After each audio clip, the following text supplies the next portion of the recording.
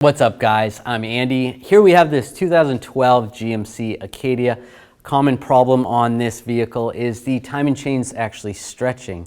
Now, you'll get a check engine light code. You might even have a little bit of a drivability issue, but most likely you don't notice anything. So in this video, let's take a look at how you're going to diagnose and fix that problem. So let's scan test this vehicle. I'll take the receiver, put that in the DLC connector.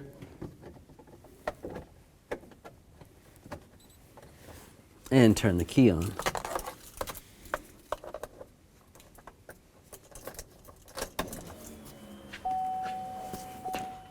Turn the scan tool on. It's going to take a couple minutes.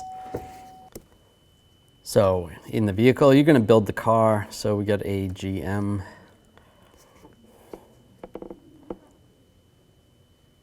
All right, automatic search. Check the VIN, make sure that's correct. Yep, that's correct. GMC Acadia, health report. Then it's going to scan all the modules and make sure everything's good. We'll do a, let's see, air conditioning automatic or manual. This one is an automatic. If you have basically a digital air conditioner, then it's going to be automatic. If it's just the dials, then it's manual. All right, engine. And read fault codes. Display. And the DTC is going to be a P0016. So just write that code down or take a picture of it with your phone, and we're going to go over to the computer and see what we can find. All right, so we build our vehicle into the information center that we use, and if we type in that code, there's a bunch of other timing chain codes that fall along with that code itself. And some people say they notice engine surging and a fluctuating idle. So what we can do is click on this. Now there is some service bulletins, TSBs, but they are not available. I can't look at those. All right, so here we go. Here's the bulletin. Okay, now this one is talking about how the reluctor wheel on the crank could have moved. This is not very common at all. So basically they're saying this is the crankshaft, which connects to your connecting rods and the pistons. And there's a reluctor wheel right here, and supposedly this could somewhat move so that it looks like this. That's a bad one. But this is not common at all. So you can see where that's moved. So let's close that. That's not going to be our situation, but that's one of the TSBs for this. Could be this situation, but we're not going to look at that. So troubleshooting, and this is what it is: crankshaft position sensor, intake camshaft position not plausible, bank 1. And what that means is basically, here we go. Here's what's the condition for running the code. So basically the bank 1 intake camshaft is greater than 9% retarded or 12% advanced in relation to the crankshaft.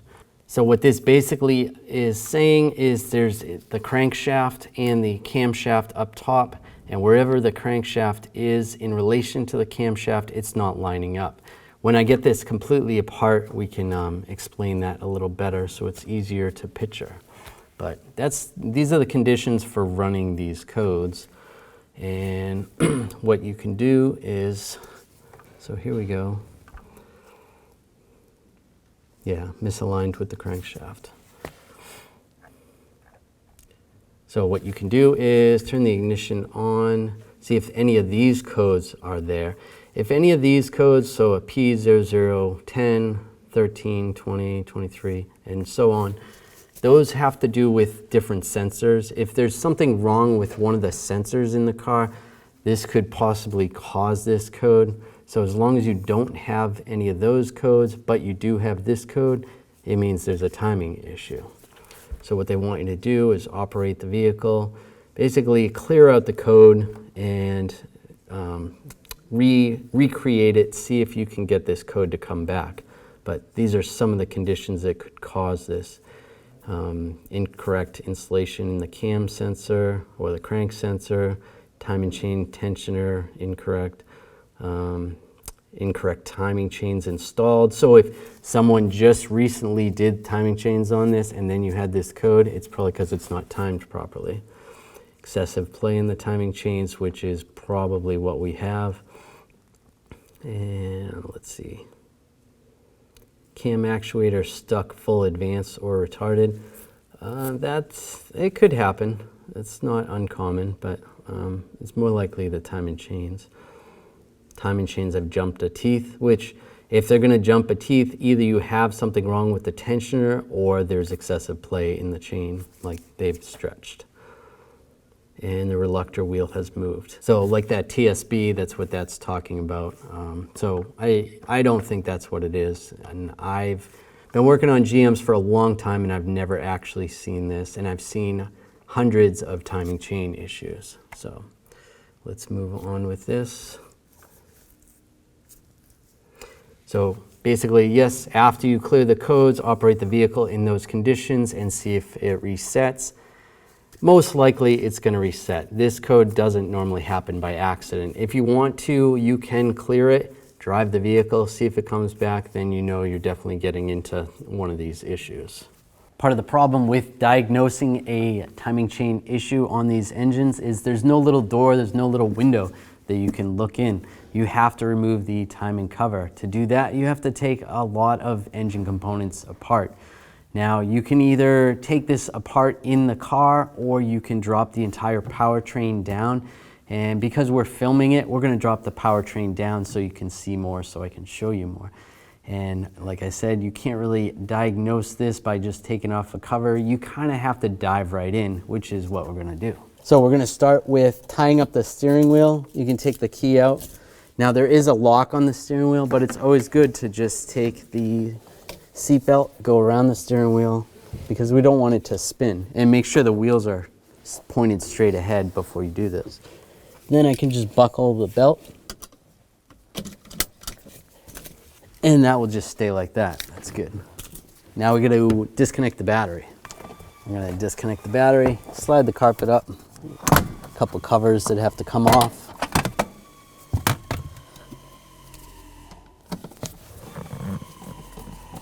Take this screw out. And that pops off, and we'll disconnect the negative terminal. Just loosen it up. And just slide this out of the way. You don't want this arcing out by accident. That's good. Another thing I kind of forgot to talk about a little bit before we completely rip this apart is check the oil level. If the oil isn't up to par, that can give you some issues. Just, pull the dipstick, wipe it, and take a look at it. And just see where it's at. And it is actually very low in this car. So this car would need some oil. But in our situation, that's not going to cause that check engine light. But it's always a good idea just to check the oil level.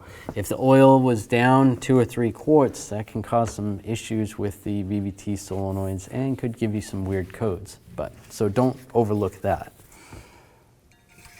So we're going to continue on and keep pulling stuff apart.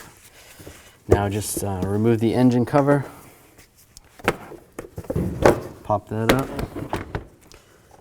And we pretty much want to remove everything under the hood that is attaching the powertrain between the engine and transmission to the body of the vehicle.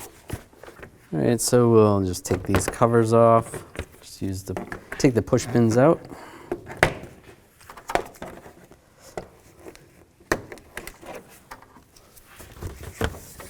And slide that out of the way. We got some more room in there. We're going to end up taking this fuse box out because it's attached to all the wires that go over here.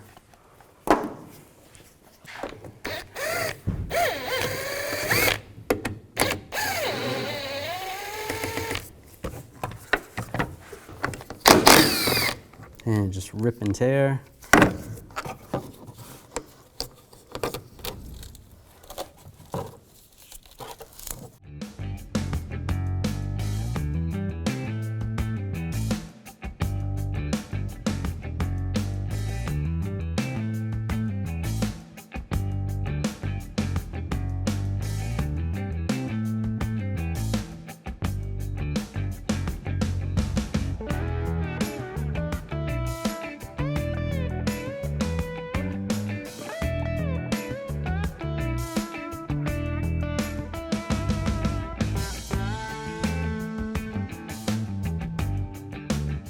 We have most of the wiring harness disconnected from the body and most of the other things that go from the engine to the body.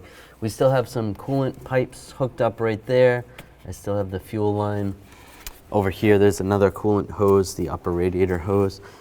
And I do need to remove some more stuff out of the way. But before I do that, I'm gonna go underneath the vehicle. We're gonna drain the coolant and remove some of the other items. I'm gonna remove the wheels.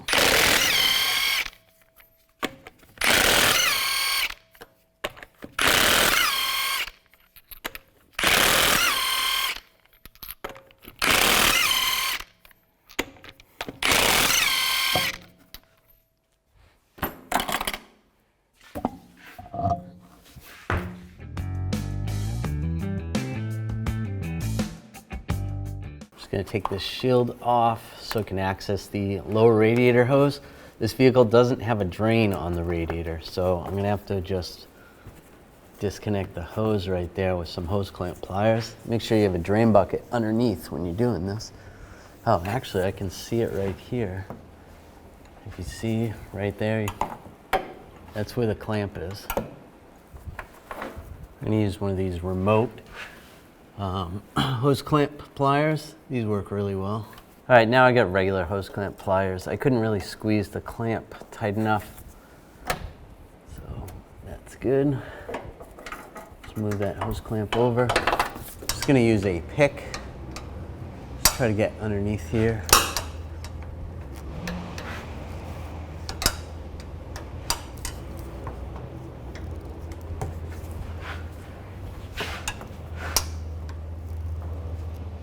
Trying not to stab the radiator or rip the hose. I'm gonna reuse the hose, so. And you can always use a pry bar a little bit. Now from up top, so I don't take a shower in coolant, I'll take the hose off, let it drain in the drain bucket.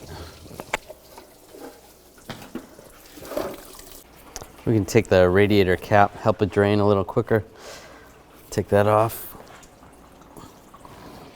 That was tight.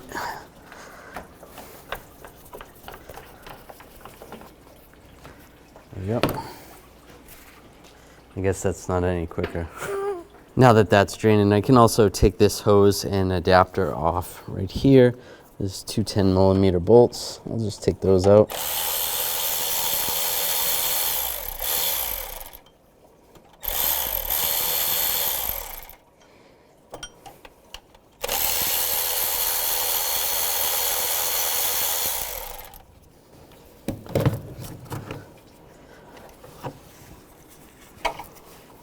Then just grab it and just rock it out a little bit.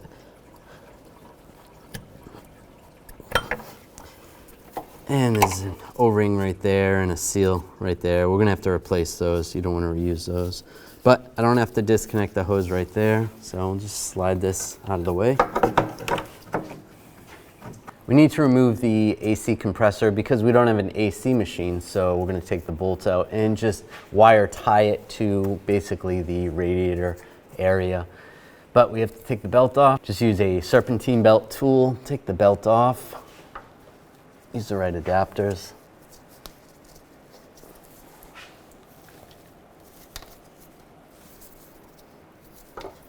Slide the belt out of the way and take the tool off. Now we can get to those bolts.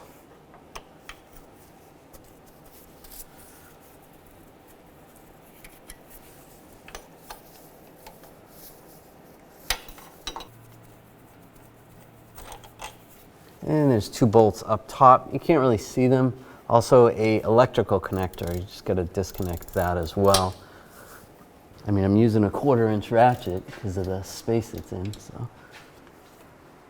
But I got it loose. I'm just gonna move that compressor aside. That's good. I am gonna remove the alternator. The last time I did this job, you can leave the alternator attached, but it is extremely tight and it was just a little too much. So we'll take the alternator out. It's not gonna take long.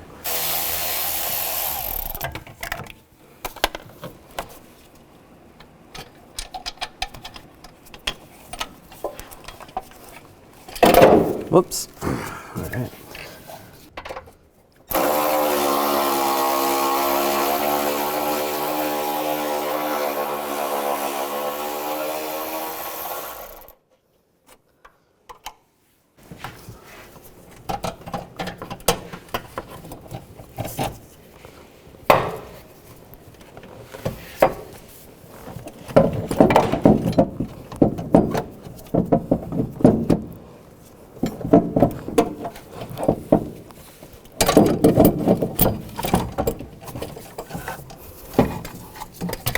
There we go, just slide it out of the way. And the coolant drain, so we can disconnect these heater hoses.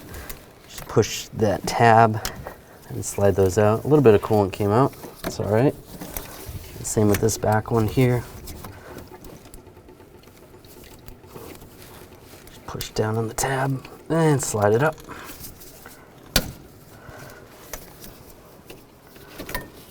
And slide those out of the way. And the last thing on this side is the fuel line.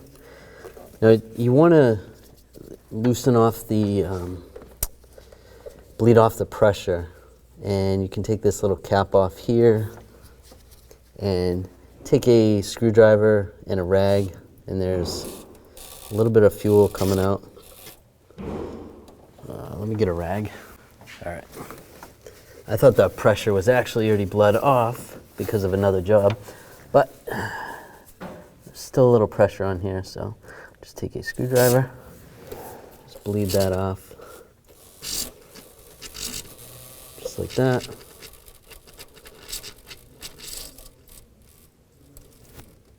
There we go.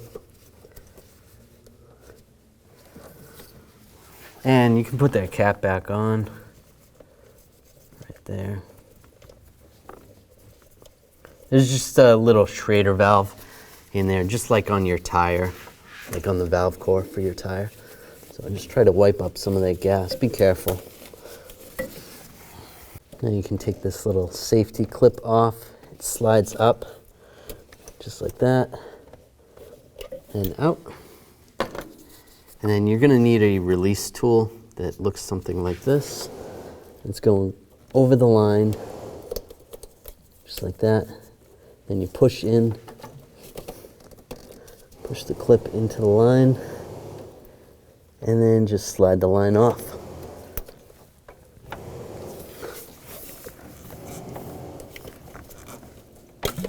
Just like that.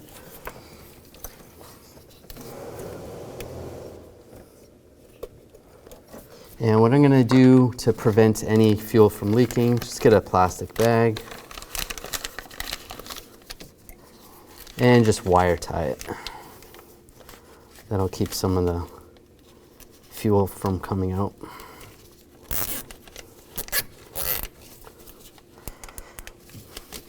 And it is a good idea to release the pressure from the gas tank. You could just take the gas cap off or even loosen it up a little bit. If that fuel line's disconnected for a while, like overnight or even a couple days, you might want to loosen up the gas cap like this. If there's a little flap there, that's fine, or just leave the cap in there just loosely. Just don't forget to tighten it when you're done. All right. So just make sure everything's out of the way. And the last thing I'm going to disconnect up top is this power steering hose right here. Just use some hose clamps. And I'm just going to get a rag for underneath. Some of the steering fluid is going to come out. I did extract as much fluid out of the tank as possible already. Stick a rag into here and take this off. We're going to have to disconnect it from the cooler down below as well. Some of the fluid coming out. That's okay. You can just leave this up here.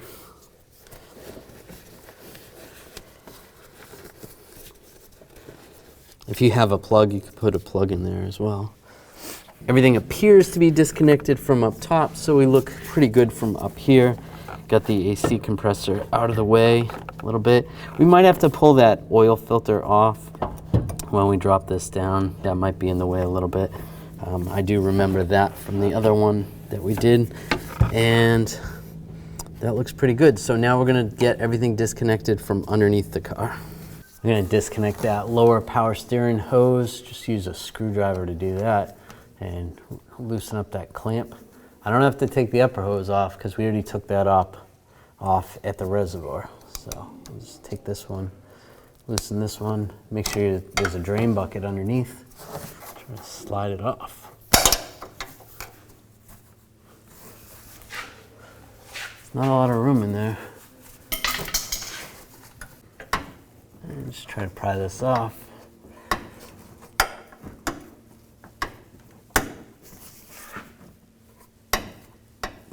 There's not a lot of room in there.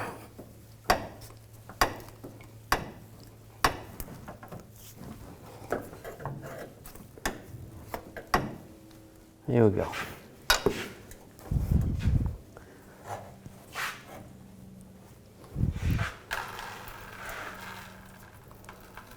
All right. Now I'm going to drain the engine oil also. After we do this job, when we pull the timing cover off, there is going to be coolant getting into the oil. So we're going to have to drain it after we're done as well. But at this point, I'm going to take that oil filter off just so it's out of our way. And when I drain the oil, that'll alleviate some of the oil being in the filter. There we go. Oops, dropped it.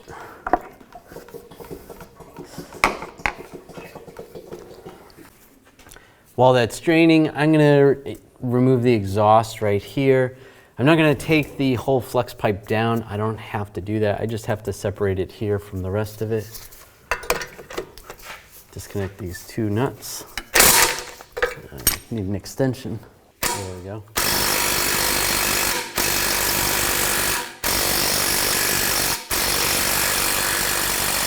Oh, that's not powerful enough.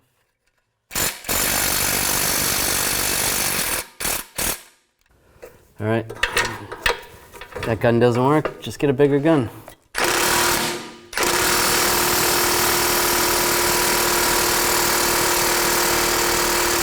Why is that on so tight?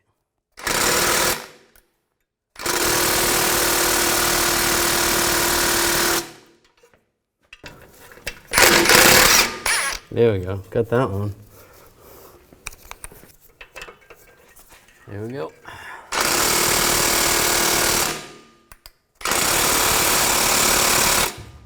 I don't want to get out the torches, but I guess we're gonna have to.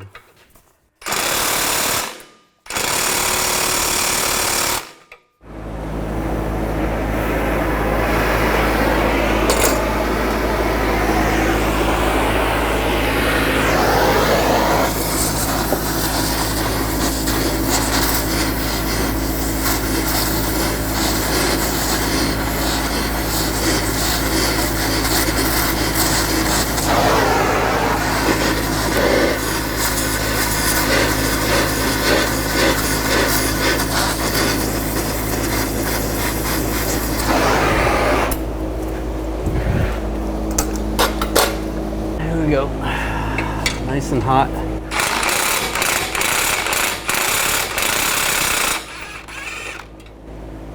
And I know that was a cutting torch, and it doesn't matter. Still heats it up. Watch your toes. Separate that. You're gonna need to get a new exhaust gasket right there.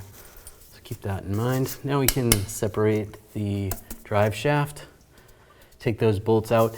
It's a good idea to mark them, so when you put it back together, it's marked in the same place as when you took it out, just to prevent any vibrations.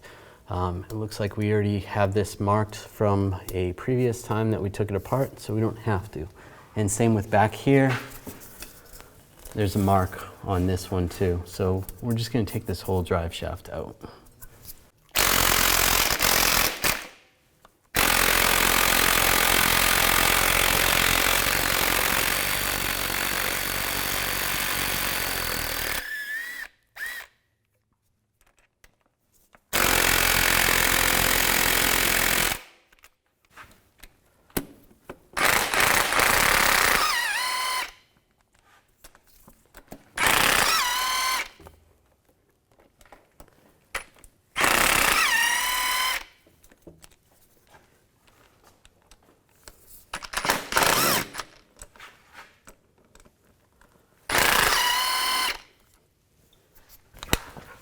This one out.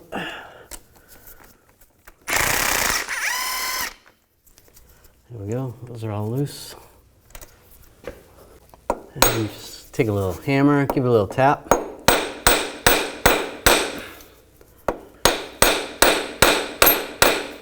Use a little punch right there if you have to.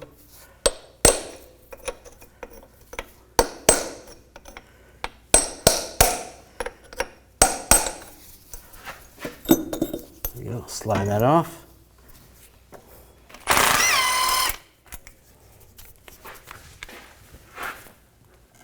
And just twist this a little bit.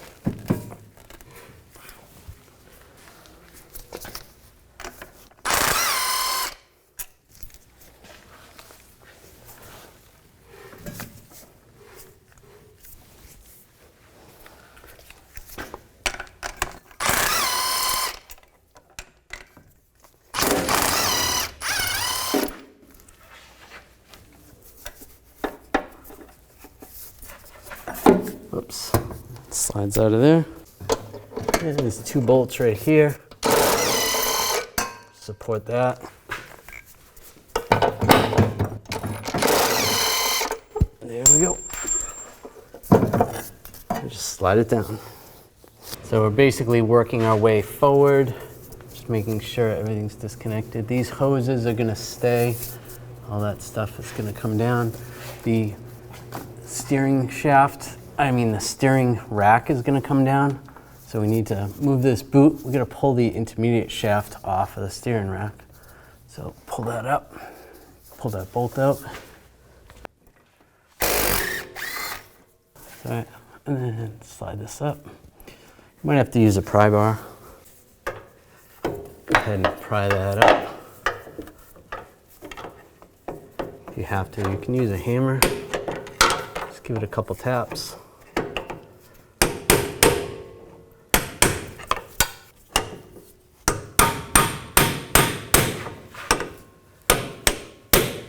There we go, that's out of the way. Perfect. Take off the tie rods, just use a little rust penetrant, make the nuts come off a little easier. 22mm socket, take that off.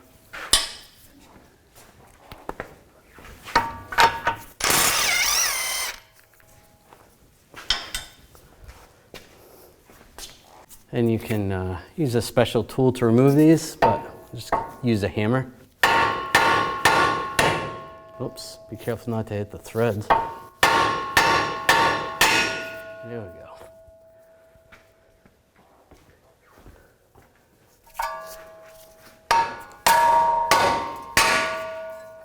There we go.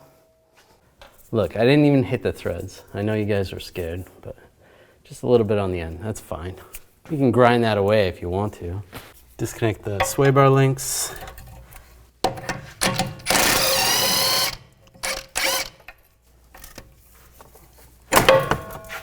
you go. Do the same on the other side. Same on the other side.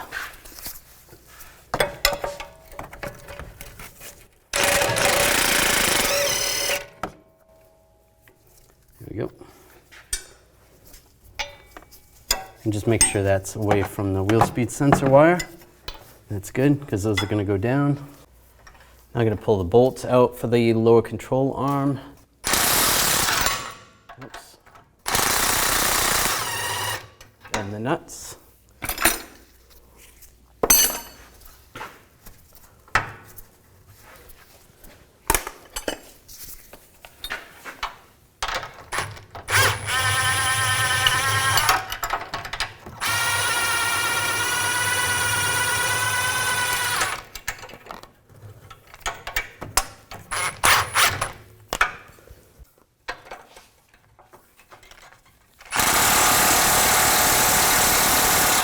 That one's a little too tight.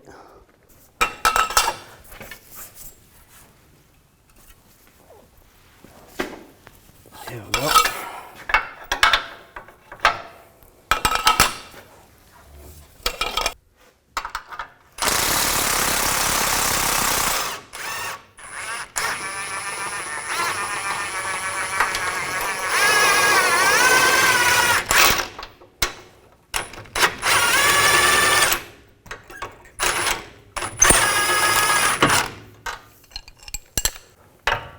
And take the front bolts out.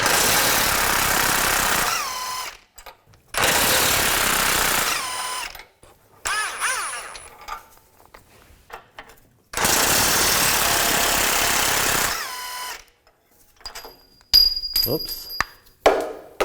Ah, right in the oil.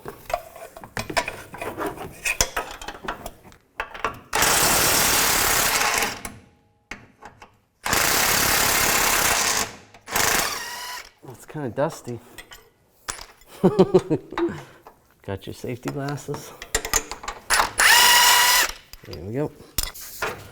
And we can pop these arms out. Before we pop them out too far though, we are gonna have to pop the axles out of the transmission. Just take a large pry bar and just pop them. You're gonna lose some fluid when you do this. There we go. So make sure you have a drain bucket.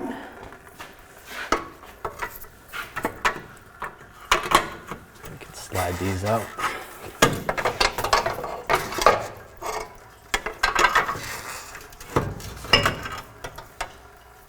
Slide that out of the way.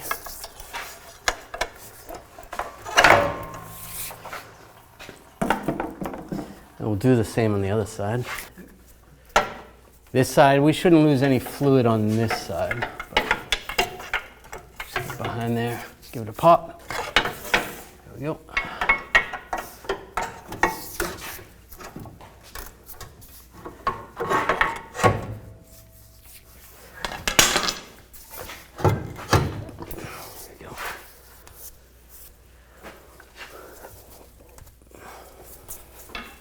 Slide this out. Be careful of the brake caliper hose. And just slide that out of the way. So we're just going to move those like that, or you can turn them like that as well.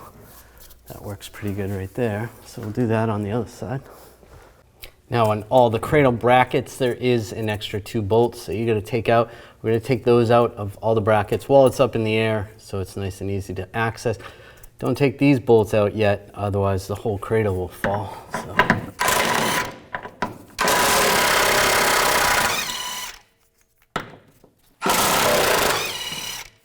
Cradle will fall.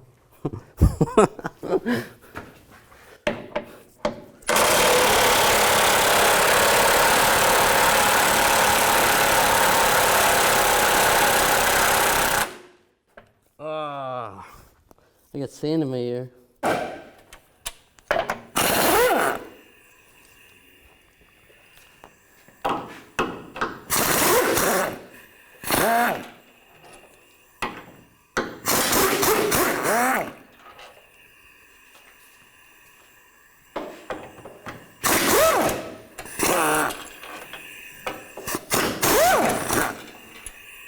Now we're going to support the cradle here, here, and in the front, here and here, on jack stands. We're going to lower the vehicle down so that's supported, and then we're going to take those 4 bolts out on all 4 corners.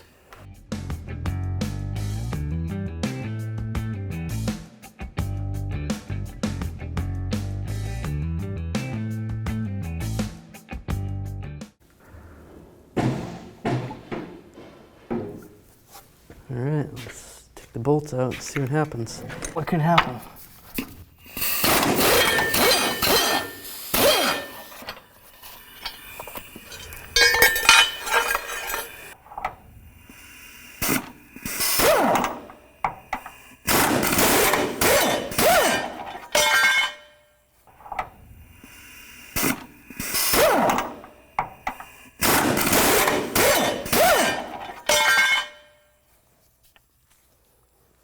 Make sure those are lined up.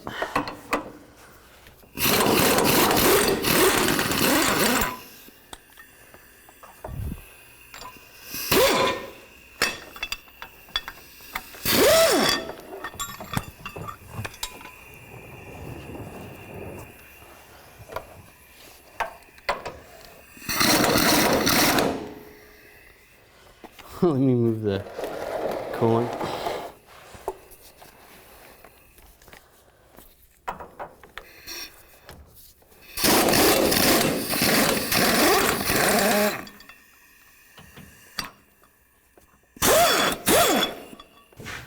Now we're going to raise it up. I'm going to try. Now I got to just double check under the hood. I'll just go up nice and slow. If you hear anything, obviously stop. Just keep double checking. It's looking good.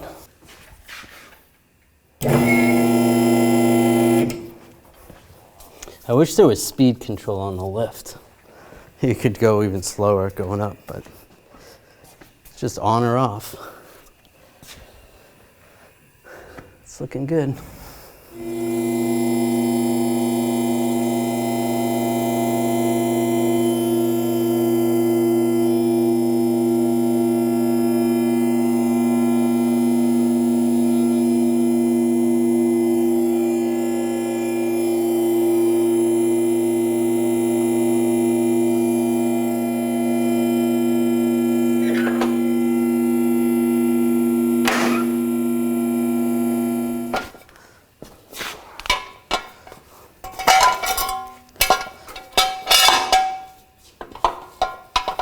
There we go.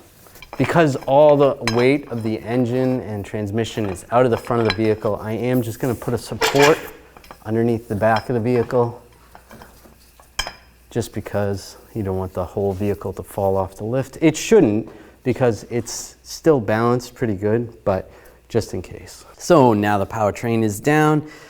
What we have to do is remove all the wiring harness from up top, any of the hoses, take the intake off, take the coils out, take the valve covers off, and get to where we can actually access the timing cover. So that's what we're going to do now.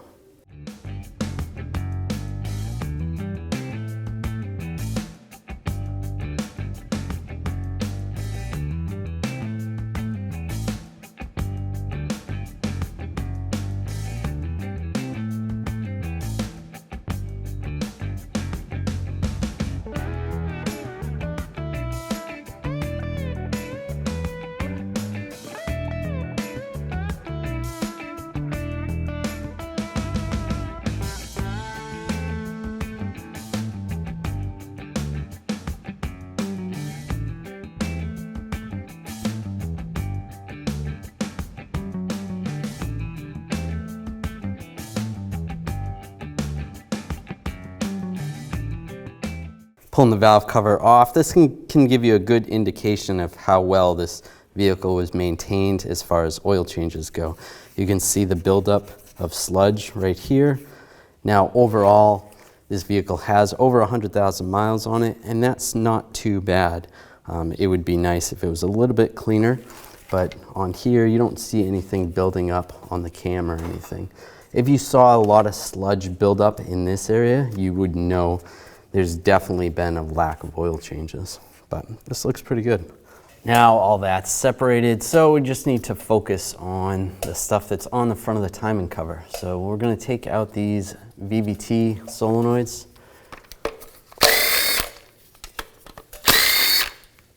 You kind of want to keep them in order.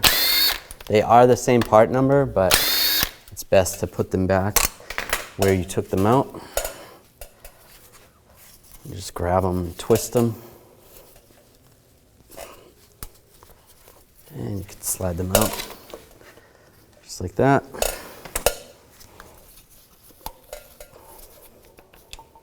Another thing you can look at here, if you see any metal fragments in there, that's not good. You're going to need new solenoids, and you probably have other internal engine damage that would need to be addressed. But these look pretty clean.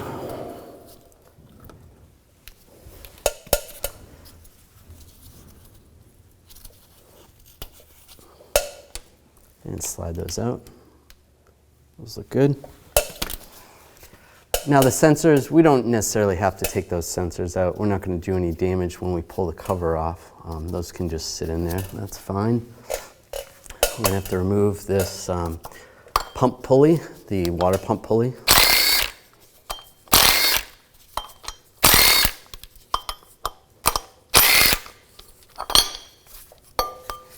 Looks like a fresh water pump. And the tensioner pulley, we'll take that off as well. That's new also.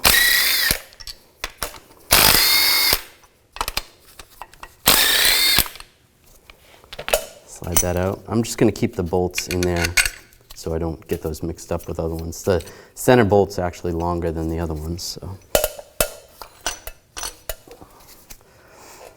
let's see. So that looks good. Now we got to take the harmonic balancer off, or the crank pulley.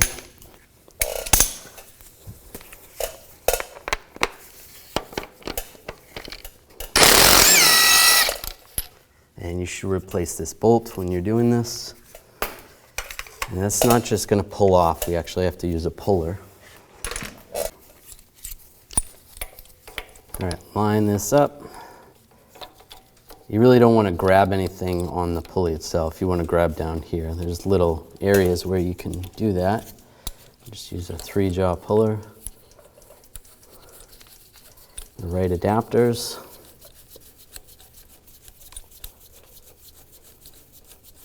Get set up and tighten this down.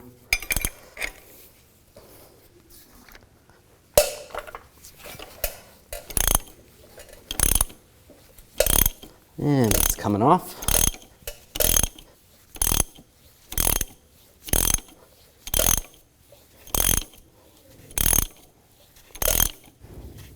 And when you're doing this in the car, this gets pretty tight against the side of the body.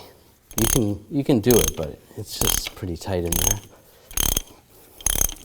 This would actually have to be rotated so that this gets past. But it works fine for being out of the vehicle.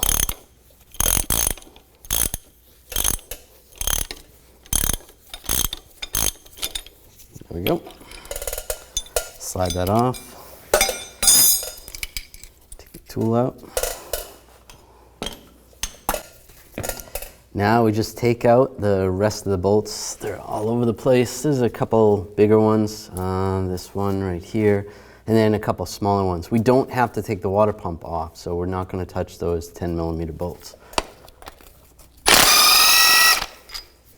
But we will take these two 10mm bolts out. And there's these little like spacers on the bolts that kind of centers the cover. It's on all the bolts, so make sure you get those. Either have them come out with the bolts or be aware of them while you're doing the cover. And everything else is a 13mm. So start taking all these out. See, those are doubled up, so there's 2 of them. This one, only 1 came out, so I like to either put them back in or just take them all the way out. So just make it easier if we put them back in the cover. Or pay attention to that.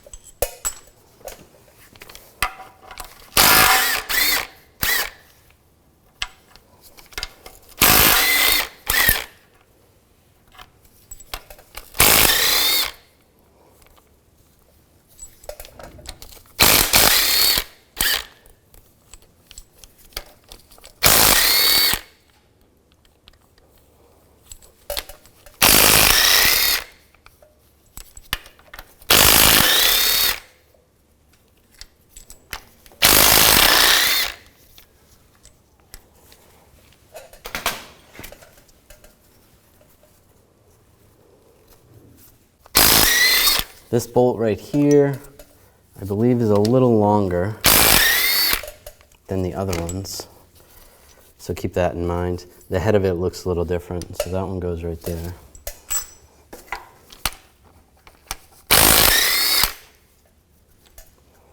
And it looks like all the bolts. Yep, looks good. All right. Move some stuff out of the way. We are going to want a drain pan under here. Let me dump this out first. With a pry tool, there is some areas that you can pry from on the side. Now this is all RTV or glued down to the engine itself. There is one area right here GM thought of, which is pretty good. There's a spot where you can take a threaded bolt. This one actually came out of the power steering pump that goes right there. So you can thread that right there. This is where you need to be careful.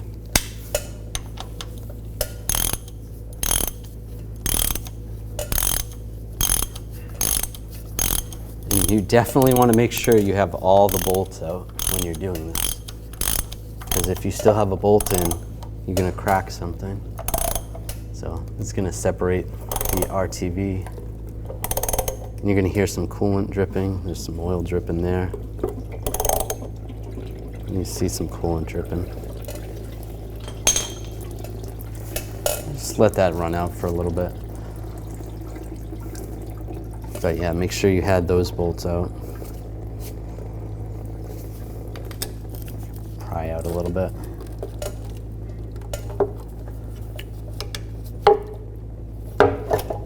And just slide it out. Just make sure you take that out before you go to put this back in. There you go. There's the cover, there's the timing chains. Still some coolant in there. So here's the different timing chains and the guides and the tensioners. So one of the indications how you can know if the timing chains are stretched or the guides are extremely worn is by these pistons. How much gap you can see right there. There's this one. Looks like this one is probably stretched more than any of the other ones. You can see a little bit of a gap here, and same with down here with this piston. So there's 3 different chains. So that's a good indication. So when we're done, you're going to see the difference between this and what it should look like when the chains and everything's new. We want to get this into service mode where we can take the timing chains off. We want to lock the upper cams and then have the crank in the right position. Now normally you're going to have a socket that looks similar to this. This one's a little too small, so that's not going to work for us. But that's okay, we're just going to use the bolt and tighten this down. That way we can rotate the engine by hand.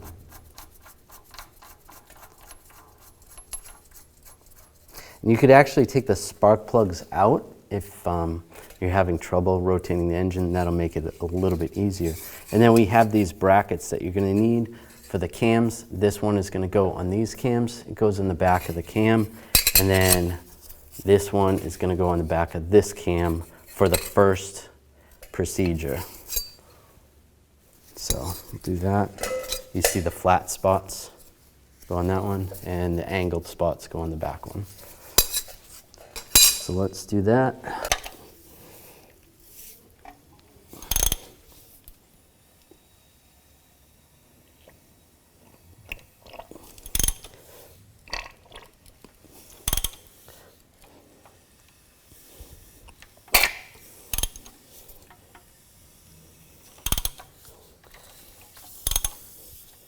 Just go nice and slow.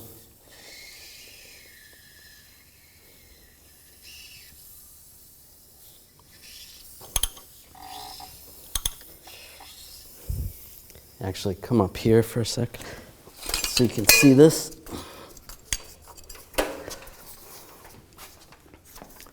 This is where we're looking right here. You can see the flat spots of the cam. So that's got to line up.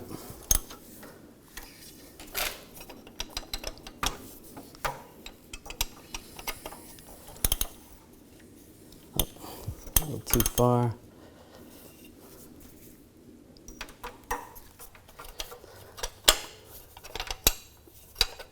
Go on there.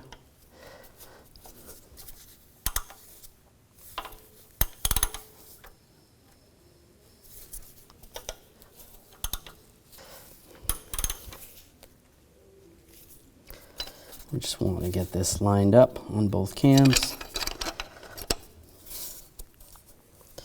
It may take a little bit of adjustment, and you can use a wrench, 19mm wrench on the cam, just to get that on. And that's good.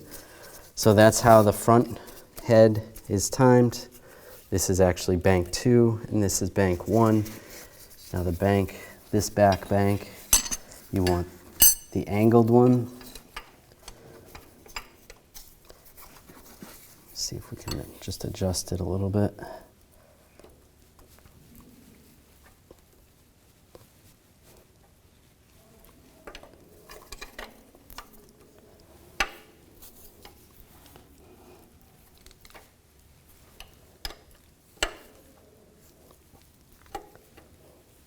Another indication that the timing chain is stretched is if you can't get these on, the timing is obviously off. So that's going to be one reason why you can't get these on if the chains are stretched so much. So do your best with that.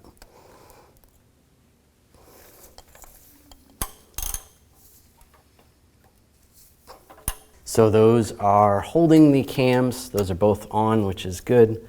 And you can see down below there's a timing mark right here underneath there. You can see that that's lined up.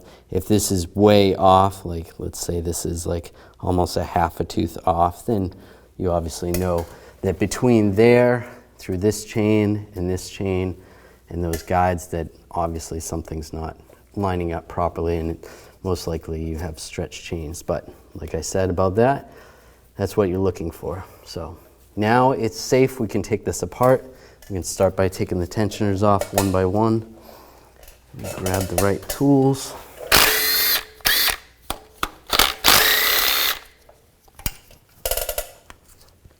And just pull this off. Should be able to just pull it off. Not really anywhere to pry from. Normally it just comes off. Let's see what's going on here.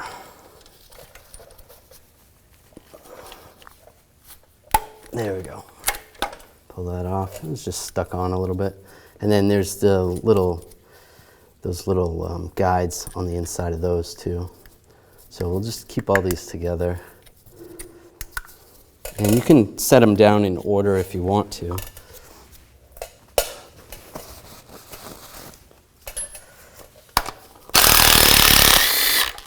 Take the guide out.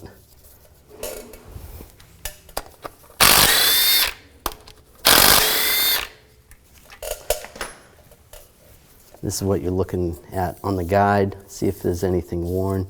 These are a little bit worn, not too bad. You can see some grooves. But sometimes you'll find these are broken. They're worn right down, and that could cause a rattle. You might hear a rattle in the front of the engine. And just take the chains off. And there is, you can see the timing marks on the chains themselves. And don't worry, those don't necessarily need to line up when you're taking it apart, so we'll talk about that later. And next is this chain.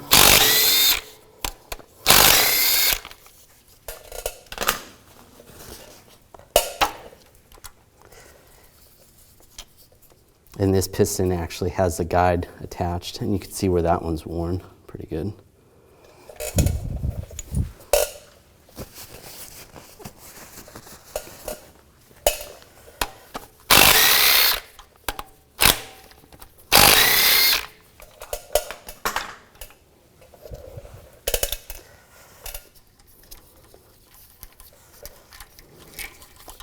Take that out. There is another guide right there. We can take that one out in a minute.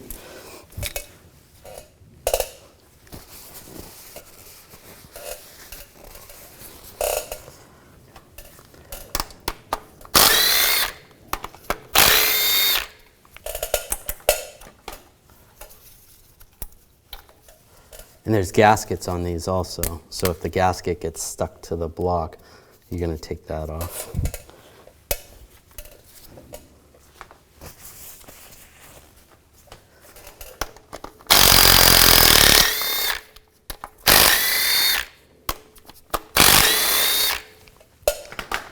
And this one's kind of interesting. It kind of wraps around, but same thing. It's just how it's bolted.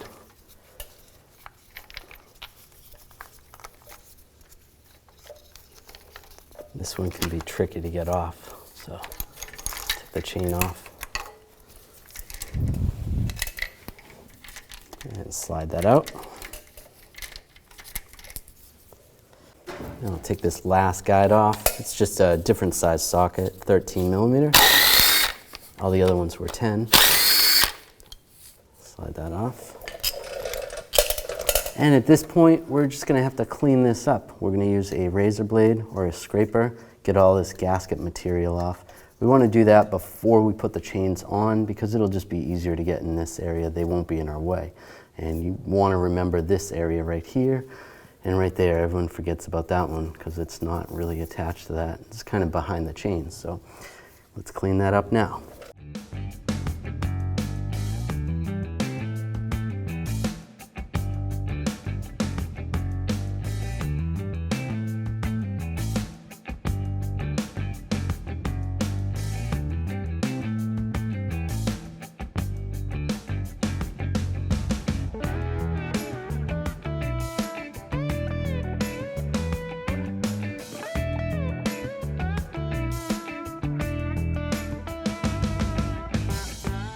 When you're cleaning surfaces above the valve cover, where the valve covers are going to go, or the intake, make sure you scrape away from entering anything into the engine.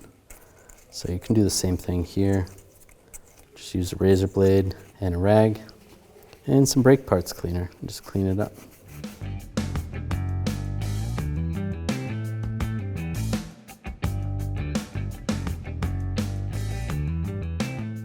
So we have the new chains right here. You're gonna have two of them that are the same and one of them that's shorter.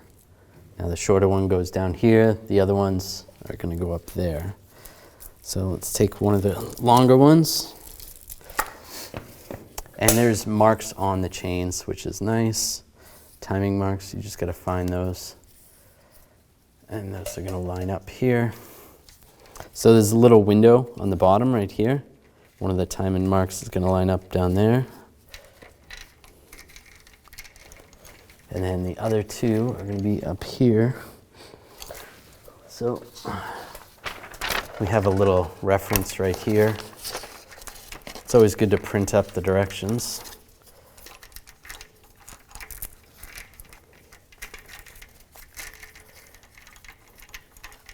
And there's a little L on that cam. And that's where that one's gonna go.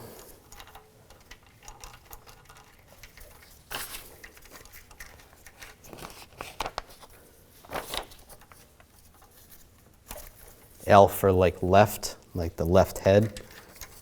And then same with this one. And it's actually a circle too. There's a circle on that one. So we want those lined up there. That looks good. And then down here.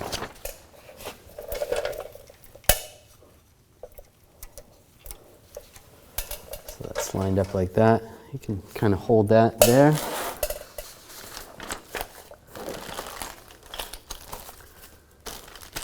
Now we have to get out our, I'm probably gonna have to redo that. That's all right. Get out the guides. Go there. So this one's gonna go here.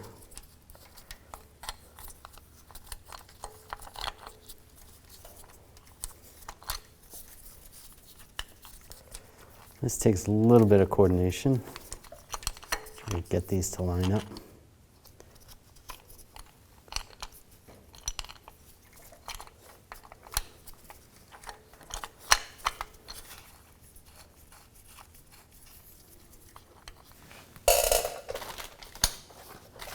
And this is the other one.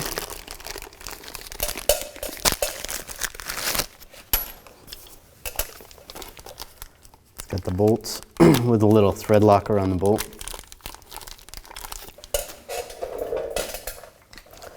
So you want to compare that to the old one. Just make sure that looks right. It's a little bit different, but it still gonna work. Slide this on here.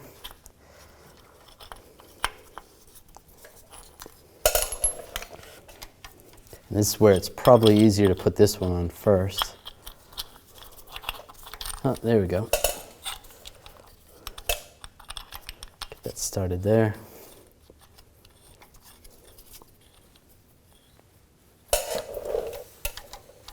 Make sure this lines up.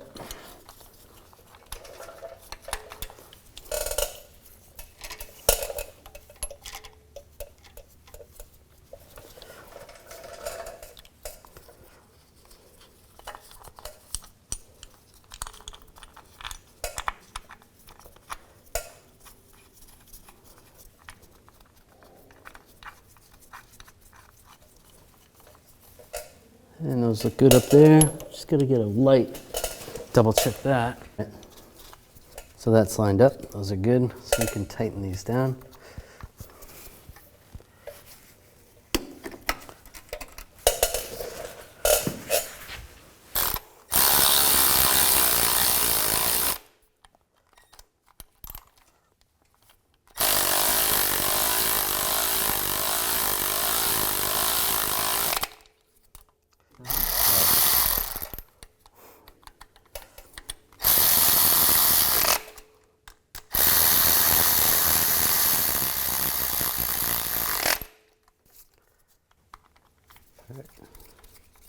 Make sure I didn't scratch anything. Everything looks good. So the guide was a little too far back when I was tightening down this bolt. Make sure the guide's a little bit forward.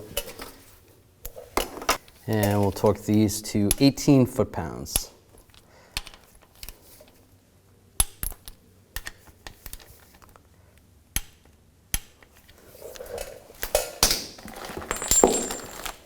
Now we can pull out the tensioner.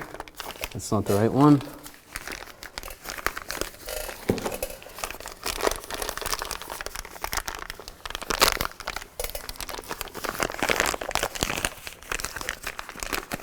And tensioner has the gasket and the bolts on it.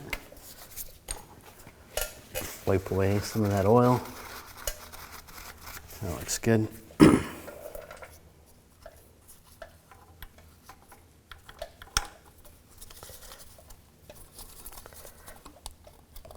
Sometimes it's a little tricky getting this to line up.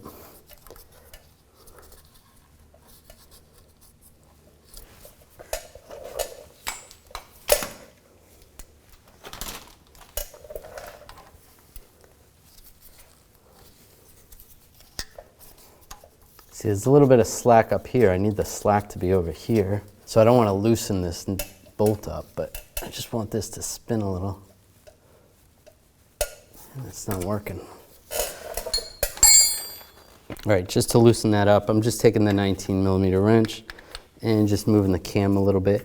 I mean, at this point, the chain is on there and it's all lined up. So if you did pop off the cam locks, it wouldn't be the end of the world as long as that's all lined up right there.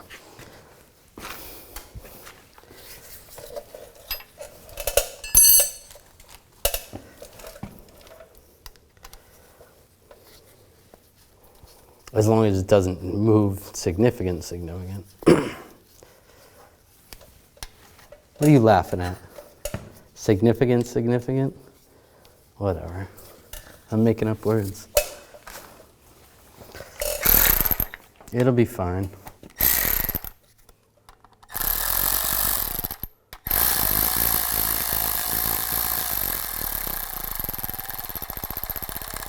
There we go.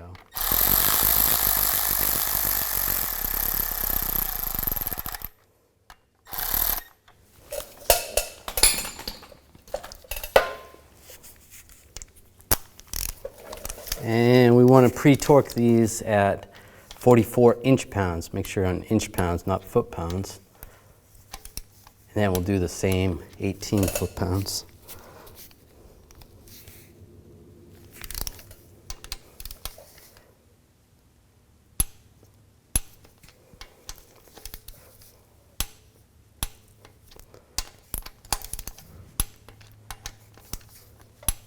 Good. Now everything's lined up at that point. I'd like to double check, triple check, just keep checking, making sure those are lined up. And then at this point, you pull the grenade pin and it pops out. And as you can see, that's about the distance that you normally would have for the tensioners, which when we were taking this one out, obviously was significantly more than that. So that's good. Let's move on to the next chain.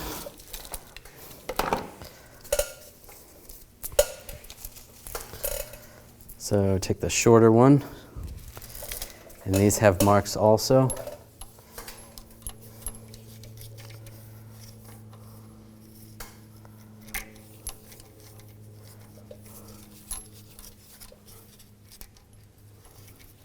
This one goes here.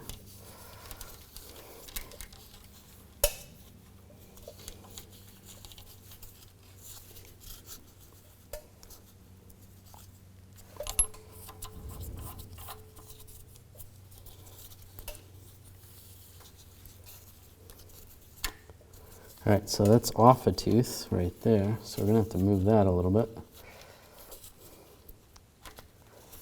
Right there. And it's off a tooth down here. So then this one, spin this around.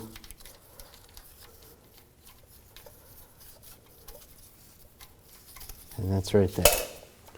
So again, check your diagram, make sure that looks good. That's lining up right there. That one's lined up right there. And then the bottom one just lined up with the little, little indent on the sprocket. There's like a little circle.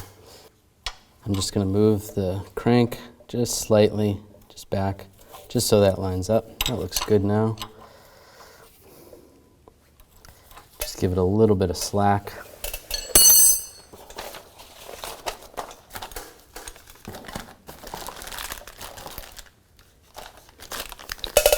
And we have new guides for these as well.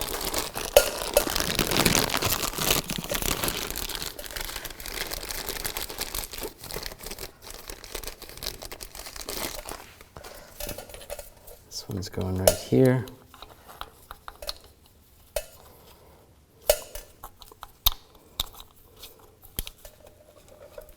Sometimes when you're doing these guides too, you might have to try putting one guide on and then it doesn't fit. And you got to get the other one on first. Or you get this one on and then this one won't go. So you might have to loosen them up sometimes.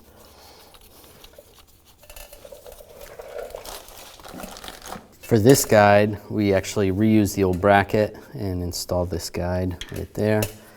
You can take a pick or a screwdriver, just get the old one off. Be careful, don't stab yourself.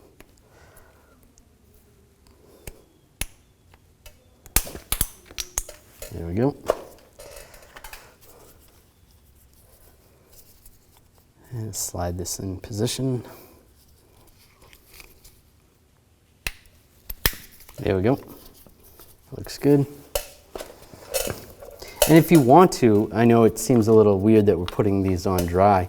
If you want to, you could just put a little coat of oil on them. You don't want these dripping because we're going to seal the timing cover, and if you get oil on this surface when that's sealing, that's not going to be good. So if you want to just take a thin coat of oil, that'll make you feel better. But otherwise, don't worry about it. Should be all right. Put these bolts on.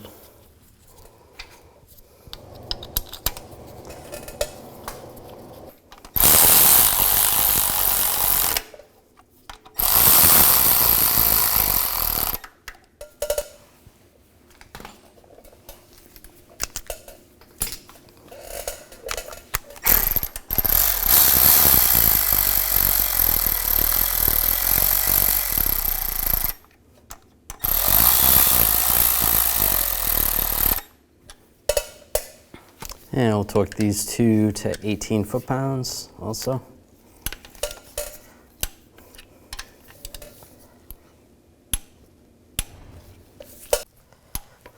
And we'll torque these ones to 18 also.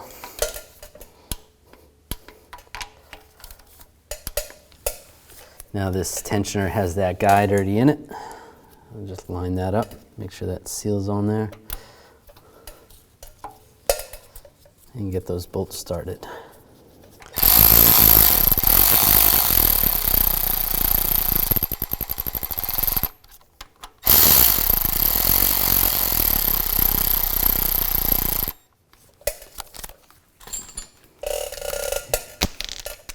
And again, 44 inch-pounds, just snug, then 18 foot-pounds.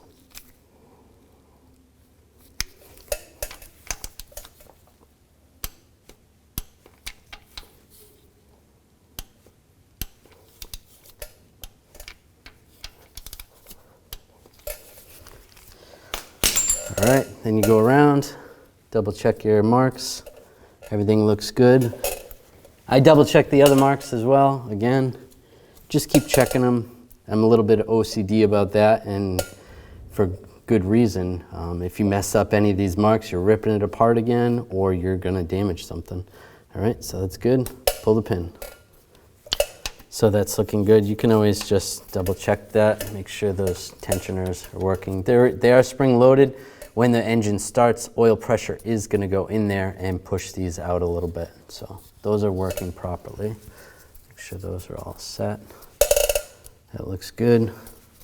All those marks are done. So this is stage one, the first procedure, stage one. Now before we put the chain on this one, we actually have to rotate the engine 115 degrees, which I know it seems scary, but we'll be fine. Now we can take this cam holder off right here, and we can rotate the engine slowly, clockwise. You really don't want to rotate this backwards too much. You could rotate it backwards a little bit if you go too far, but you don't want to go too far. Just go nice and slow. And we're going to end up taking this one off.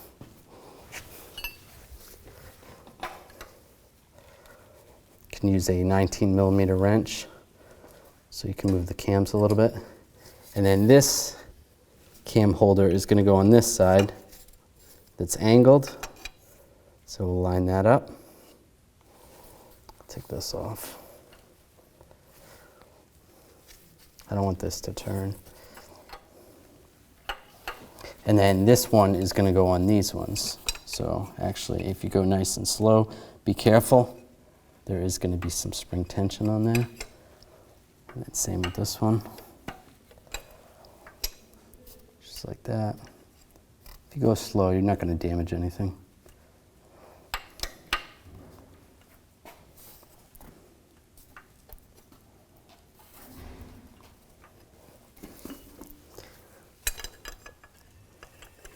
Go the rest of the way over here. I know it's a little bit scary, but this is the way you have to do it. Trust me, I've tried the other way and it really doesn't work. You're better off, instead of fighting yourself, just do it this way.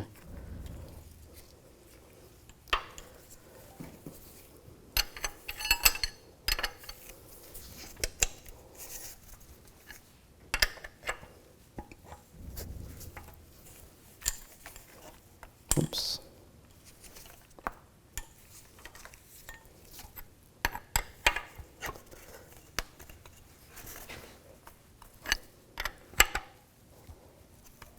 All right, so that's lined up, and this one's pretty much lined up. There we go, perfect. Now we're in stage two. And same as the first timing chain, you have the links, line those up. And on the back side, we have the right head, so we're gonna go with the R or the triangle for that. And then down here, you line this up with that circle where the hole is on there. There is a little mark on there. I don't know if they'll all have that mark. Just like that. And this guide's gonna go right here.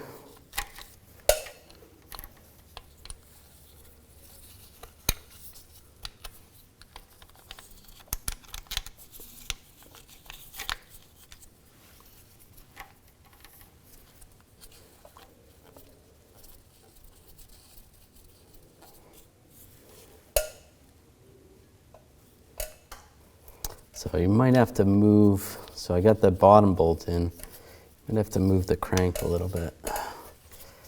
But before I do that, get this bolt on.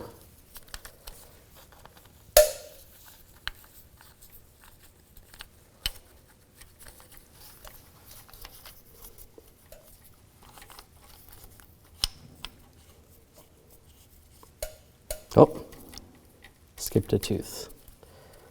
Don't skip a tooth.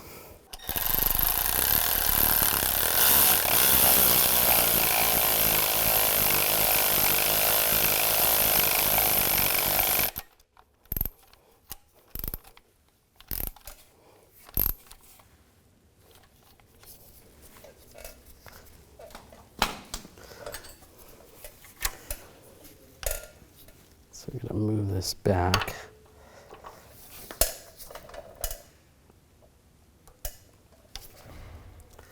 But I want to make sure we don't skip timing anywhere else. See now how difficult this is right here.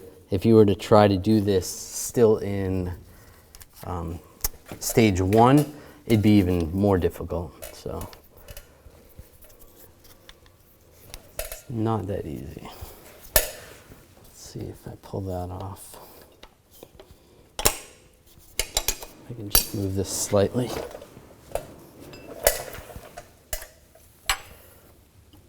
There we go. And put that other bolt in there.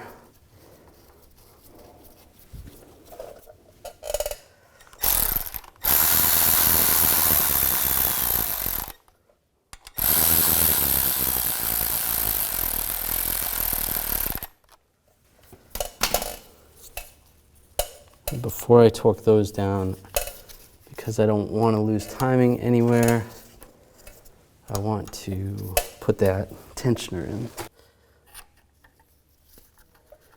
This to line up.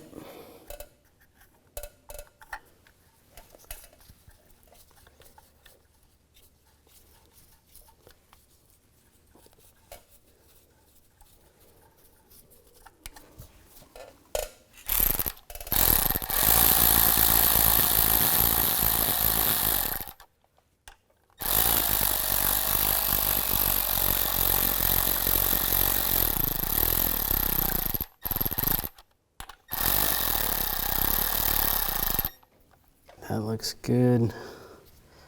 Those are lined up. Double check, triple check. Now we'll torque all those down.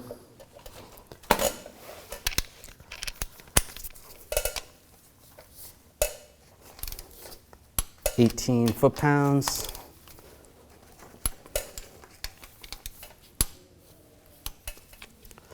And then 44 inch-pounds. And then 18 foot-pounds.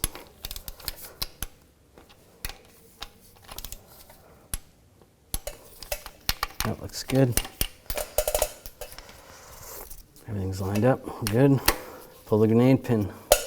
Make sure you save these grenade pins. You never know if you're gonna do another timing chain. And sometimes if you're not replacing tensioners, these will come in handy. Now, if you were reusing the tensioners, which is normally recommended to replace them if you're replacing chains anyway, but once these come out, they do not compress. Don't put this in a vise. I've made that mistake in the past. You will break it. So you have to take this apart like this, and there's a spring in here. And you can just take either a screwdriver. You can take a screwdriver and just rotate this, just like this. Twist it in, and it's gonna lock like that. And take it and put it in the housing. Now where the grenade pin goes, slides in there, it's gonna slide right beside that. So you line this up, just push it in.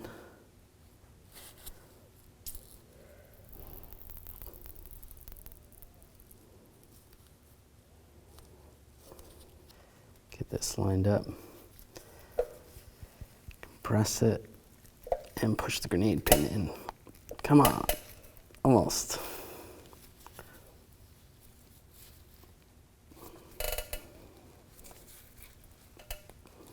Here we go. Just like that, and it's all set. Then you can install it, and then when you're ready, just pull the grenade pin and then it'll pop right out. But again, don't compress it because you'll break that. This is what happens when you don't compress it. There's a little pin in there. It's kind of like a safety in case you lose oil pressure so that this doesn't fall apart. And it's going to go into one of those teeth right there so that you don't lose your timing, which is good. But so do it the right way. Now we got to clean up the engine cover gasket. There's RTV that's on the back side of here, so just clean all this stuff up. Again, it's just like a razor blade. Do the same thing. There's a gasket right here. You're gonna have to take this one off and replace it. Now this isn't the water pump gasket per se. It does hold the coolant in there, but it's the timing cover gasket. So we have a new one of those. And then just go around here. There's all these channels. You can just clean all that out with a pick or a screwdriver. It's tedious, but just take some time and clean it all out nice. At this point, all our timing marks are lined up. We can take this off, the cam lock.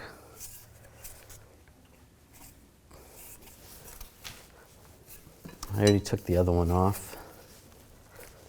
You might have to use a wrench. Let's see.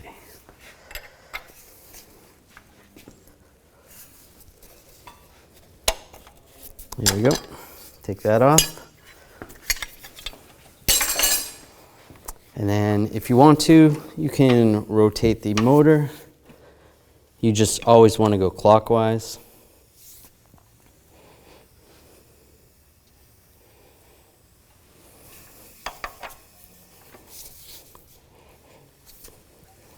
If you decide you want to rotate the motor, the problem is these links are not going to line up in the same spot if you spin it over once or twice.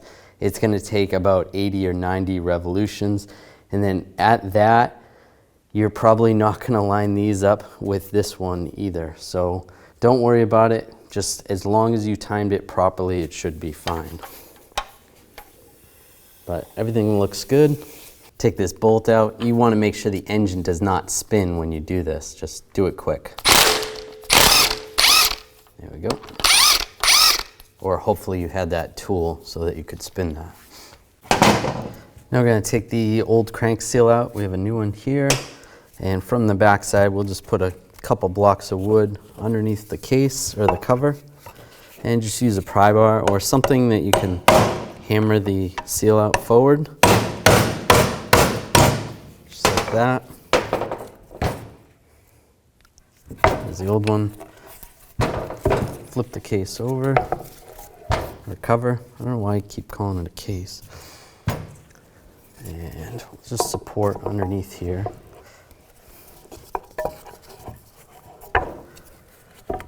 Some blocks of wood.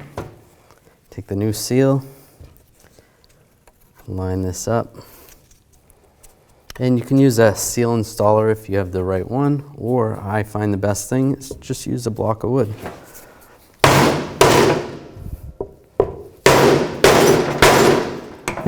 Hammer it down flush, so it looks good.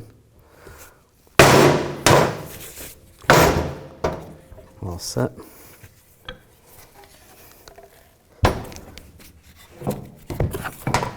Now we want to install this seal.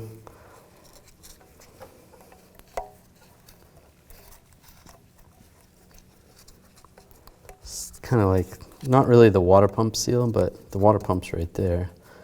It's just the back of the timing cover seal. And if you want to, you can replace these little seals as well.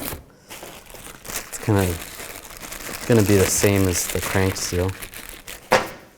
New ones of those. So these are going to go this way onto that. So maybe do one at a time so that you know for reference how to do them. And you can do that the same way. Get a couple blocks of wood underneath here.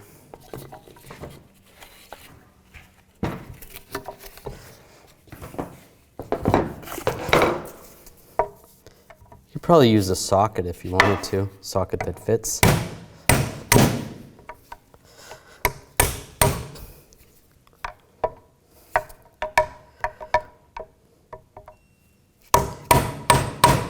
Or even a screwdriver.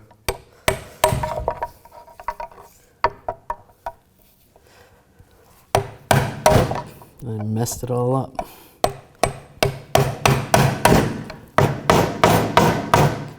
There we go. That works better. Flip it over, line that up. Use 1 1/4 socket, fits pretty good.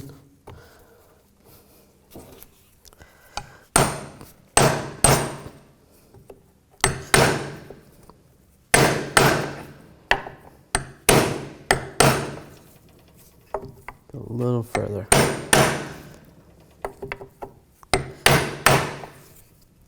And it looks pretty good right there. You can do the same for the other ones. Before we put the RTV on the cover, I like to just come back to the engine block and just wipe it down one more time. There's a couple areas where you can find that either coolant drips out of here, over here, some engine oil normally drips from the tensioner, and just wipe down here. So that looks pretty good. And we're all set to put some RTV on the cover. And then you can wipe the cover down again as well. Use a little brake parts cleaner. And if you forget a little bit of RTV, it's not a big deal. The RTV should stick to itself. Just do the best you can, clean it up. So what I like to do is start with the problem areas, or the areas that everyone forgets. Just scrape a little more of that off. That's good. Take the RTV.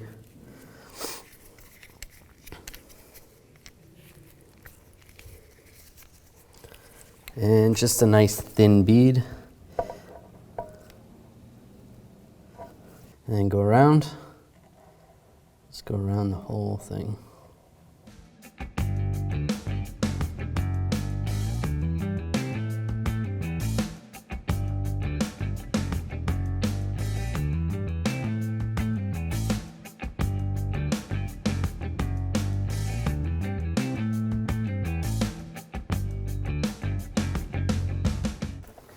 I'm just double checking that area again.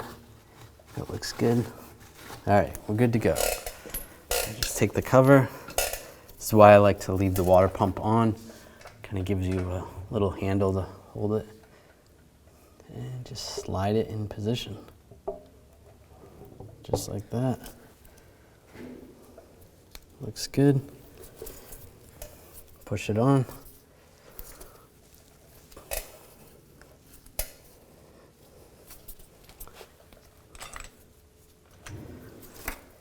And this is that longer bolt. Get that one started first, then all the other ones.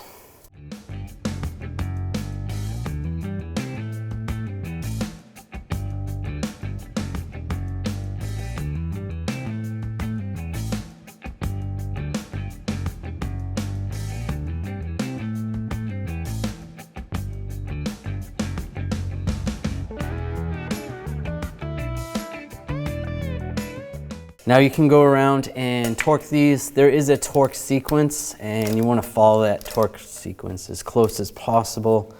You want to torque these all to 15 foot-pounds and then an additional 60 degrees.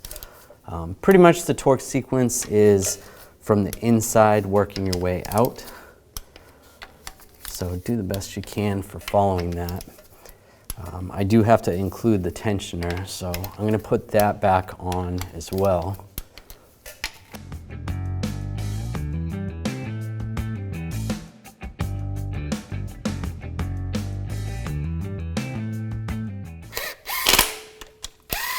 The two little ones, those are 11 foot-pounds. Take those down.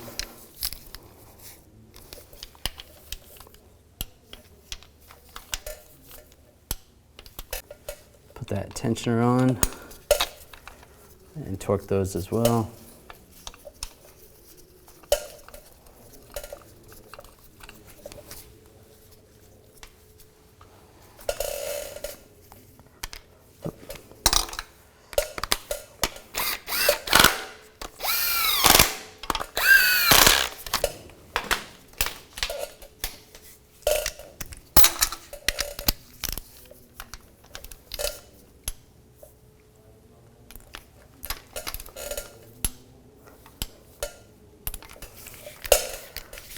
All right, now before I tighten this one down and those two, we did have the bracket that we took off while it was still in the vehicle. So I'm gonna put this back on, but I wanna separate this. So take these two bolts out.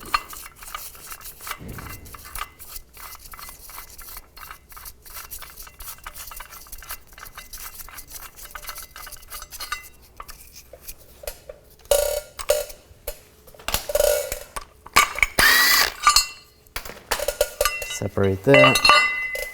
And before we put this on, we're not going to be able to access those holes for the solenoids, so let's put those in.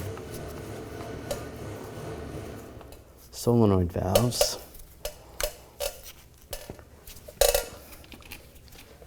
Put those in the same locations.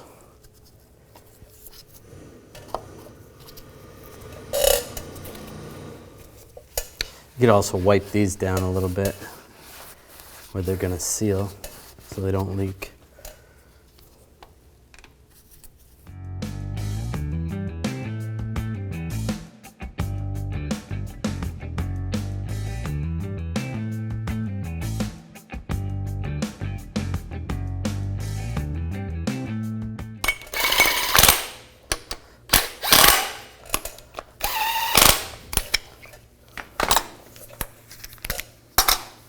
Now we can torque these to 48 foot-pounds.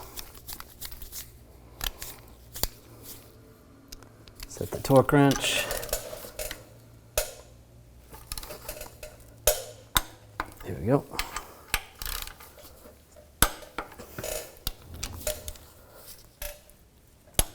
And those are torqued. So everything's tight, everything's torqued on the cover, so that's good. And we can relax for a second. And I know the wiring is going to go behind there. You should be able to get that in there, no problem. If you did have to take this off, that would be okay. We just want the RTV to seal. Now I can put the harmonic balancer on. Just line that up. And you're going to need an install tool.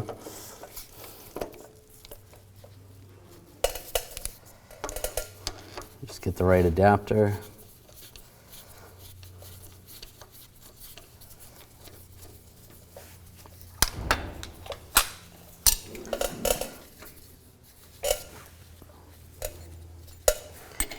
That's on all the way, and just tighten it down. It is kind of a pain and it takes a lot of time.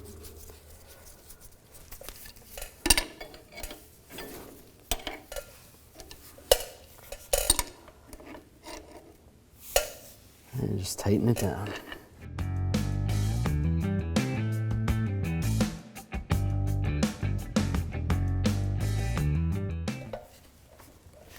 All right, that's tight. And loosen up the tool.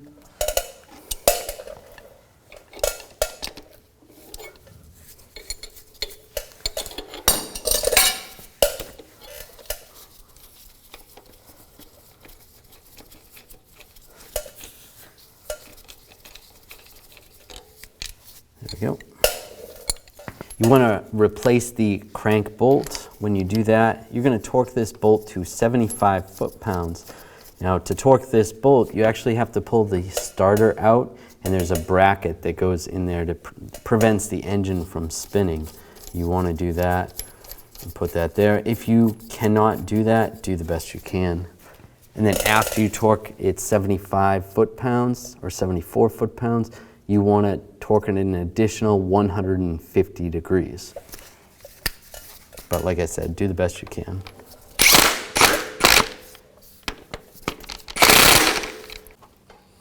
Yeah, see, the engine turns when you try to stop it. Actually, you can do. I don't recommend doing it this way, but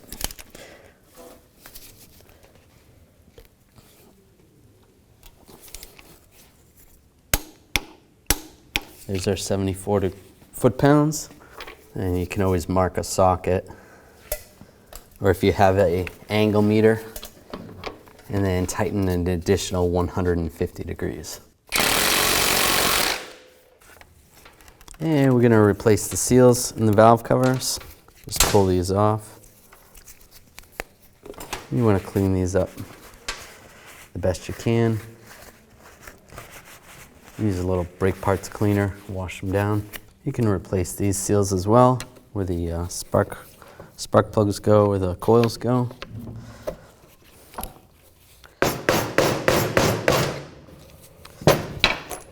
Slide those out like that. Take the new one, just line them up. You just tap them in.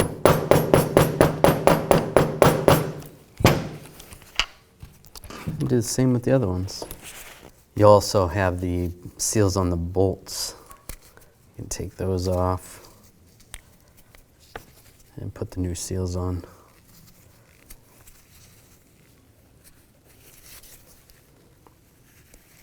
Just like that. Slide in place, just like that. Do the same with the other ones. And take the new gasket and line it up. They are different. The right head gasket cover and the left one are a little bit different, the shape. If you look at the other one, this is where you see the difference, and this is where that high pressure pump is and the extra area of the camshaft. So make sure you put the right one on. Now it looks good. It's all secure. Before we put this up, just put a little dab of RTV in those areas, just like the old one had there.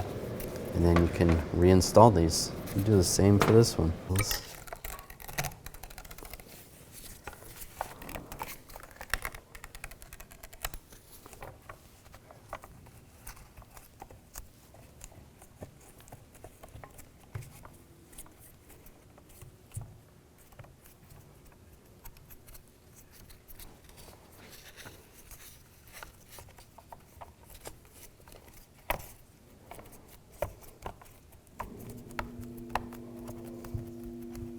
And now we're ready to put the valve cover on. You can just cut this RTV right here. Or if it's still wet, it probably won't be wet, but if it was, then you could just squish the gasket on. But we're gonna do that, cut that off, and right there.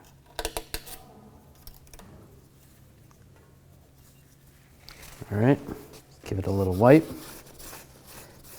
Everything looks good here. And pretty much you just nuts and bolts and put it back together the way it came off. So put a little RTV right there, and right there.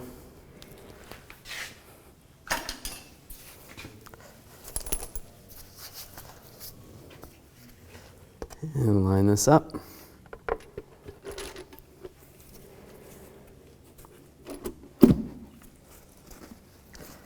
Make sure nothing's pinched. And we'll tighten these all down, put the back one on, and start bolting up the wires, connecting the connectors.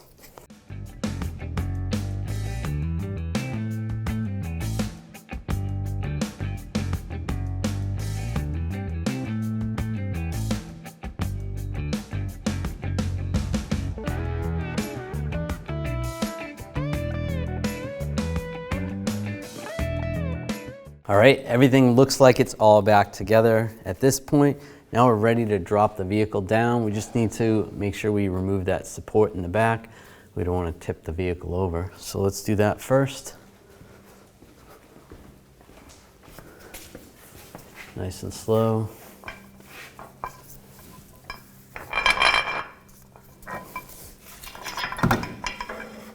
You're gonna make sure you put all these back. If they're stuck to the body, sometimes they stick up there. There's 4 of them. So just pry them down and then put them right there. That's the best thing to do. So make sure those are all there. And we got these 2 on the back. That looks good. And I'll start lowering it down. Make lots of stops, just like we did when we raised the vehicle. If you hear any cracking or anything, stop, obviously.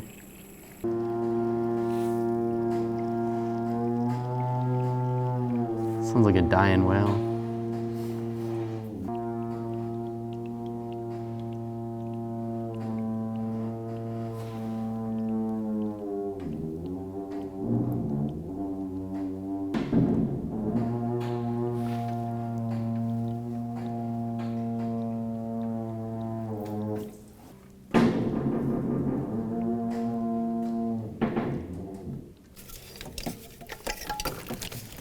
check the wiring harness.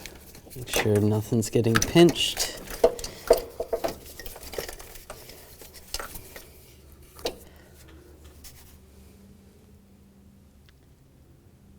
Looks okay.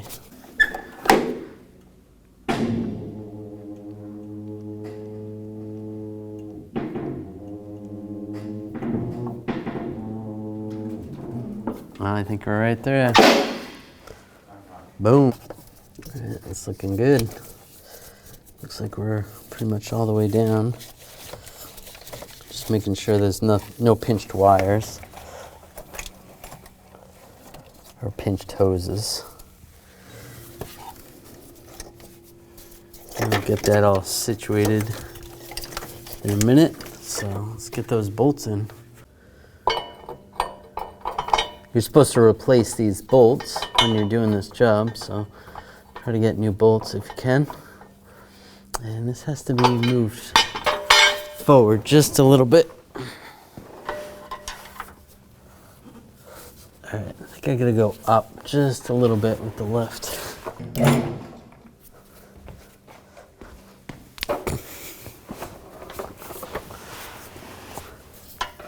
Very carefully. Try to move this. Why wouldn't it move?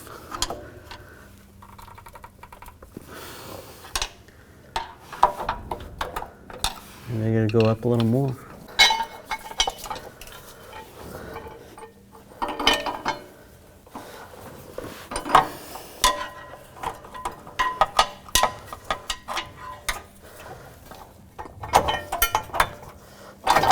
Oh, there we go.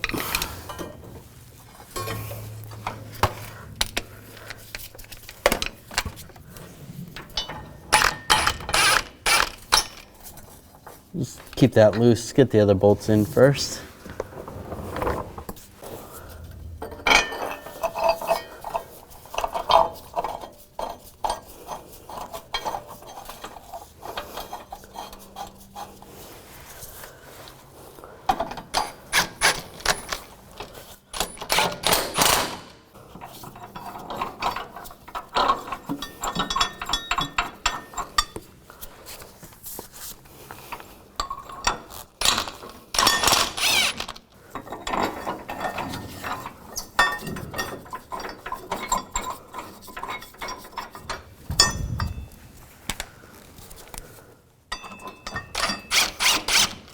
All right, now that those are all in, you can line the holes up and start tightening these down.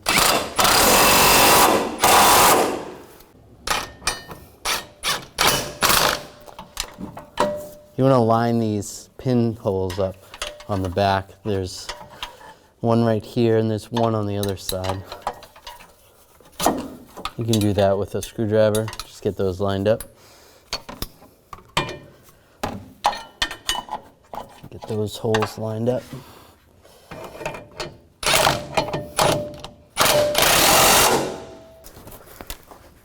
All right, right there.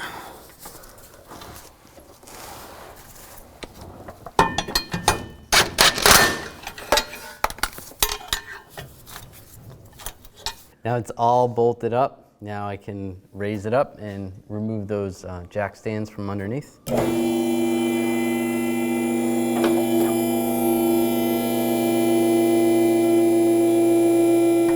Get these bolts in. Just make sure the bolt's not hitting the bracket anywhere. If it is, just give it a tap. Just twist it a little bit.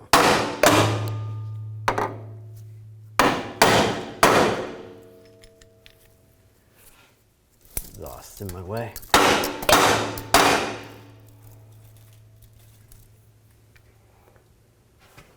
Do the same with this one.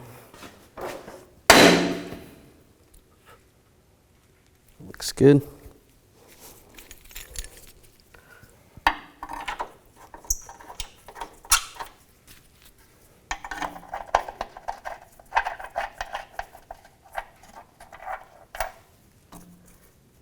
Yeah, see, you almost want this to line up a little more forward. It's all right.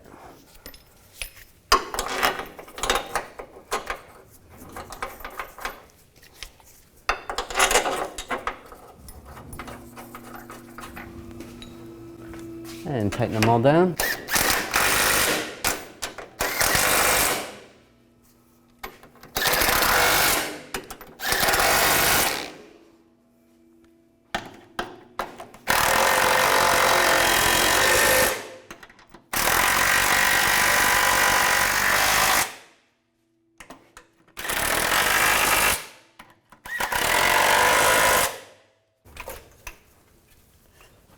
I'm going to cut that wire tie that I used for the AC compressor. There we go.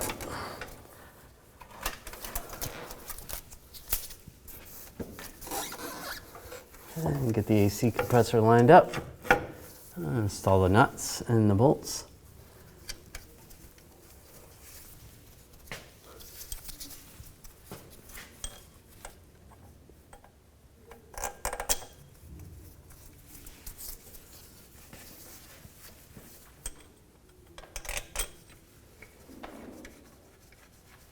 Don't forget to connect the connectors. So we'll get those connected for the AC. Get that lined up. Come on. There we go. Lock it in. There we go. Those are connected. Now I can put the alternator in. Let's just make sure these other hoses are out of the way. Yep, that should be fine. And make sure this pulley is attached to the alternator, because you won't be able to slide it in. The frame's going to be in the way if you don't.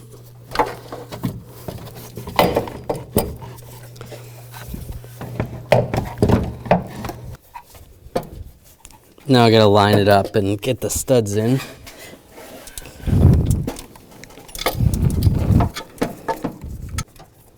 The alternator's in. Now we just got to put the nuts on and tighten it down. Takes a little finesse to get it in.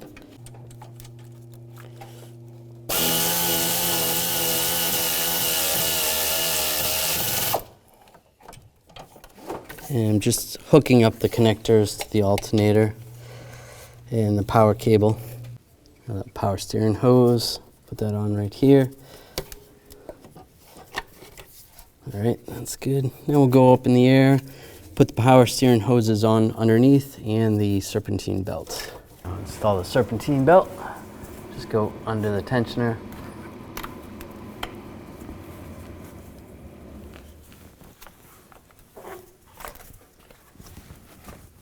There we go. That's gonna go this way. This is gonna go over. Go over the power steering pump in the back, over the water pump.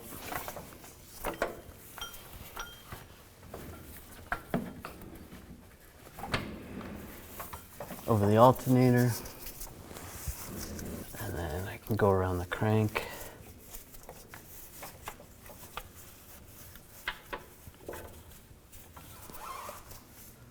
Or go around the AC compressor and then around the crank.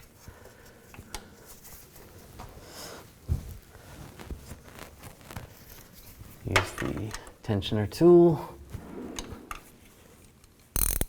All right, there we go.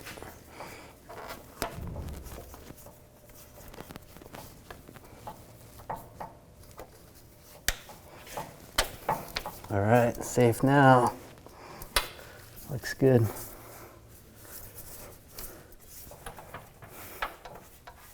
All set. Take that out. And we'll hook up the coolant pipe.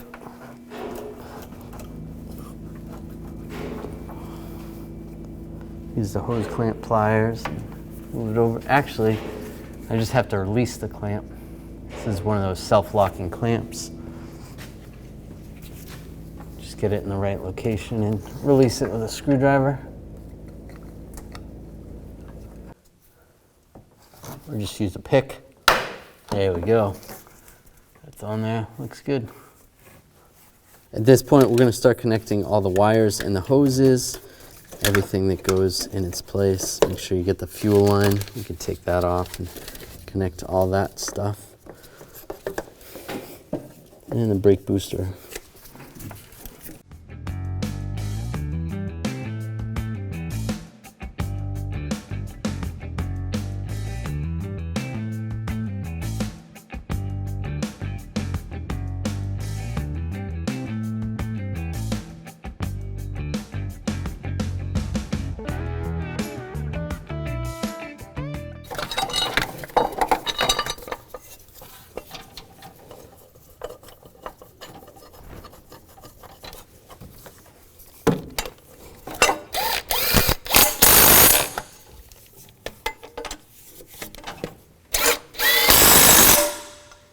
All right, now we want to put these seals on. You're gonna have to replace those. So you can use a pick to take those off.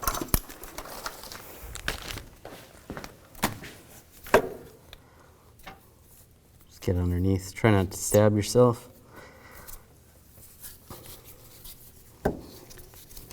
And this one also. Kind of a funny looking seal. And put the O-ring on. And the seal. That looks good. You could put some O-ring adhesive, not adhesive, but they make O-ring lubricant to help install it if you want to, or even just a little bit of coolant would work. If you're having trouble installing that, then just slide that in place and slide that in position, and then you got the 2 bolts. These are the 2 longer bolts, 10 millimeters. And tighten them down.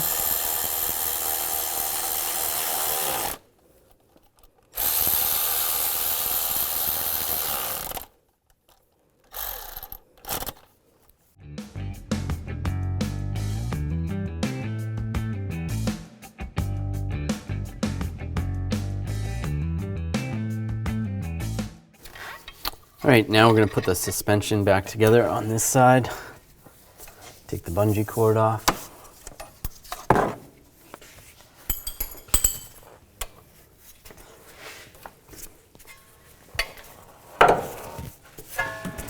Slide the axle in place.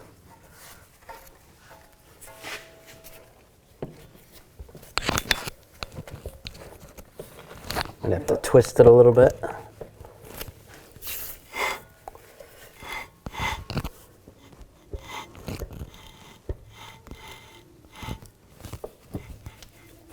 There we go.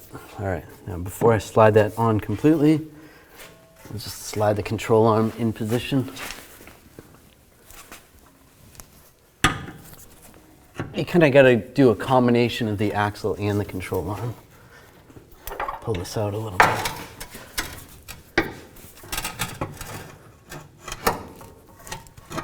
All right, once that's in place,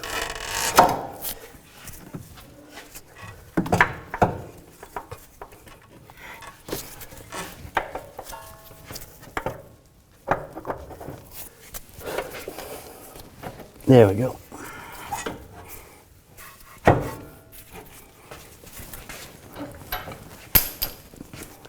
And just lock the axle in place. So make sure that axle is in.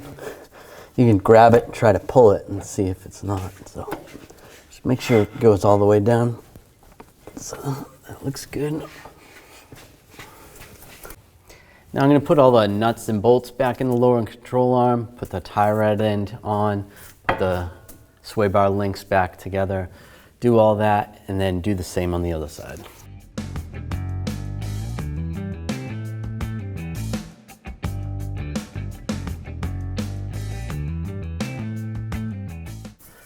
I'm going to hook up the steering shaft. Make sure those wheels are straight ahead.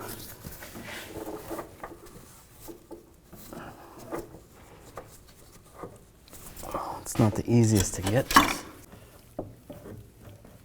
All right, now it's slid right down. That's good. Just use a pry bar. Take the bolt. You should get a new bolt for this.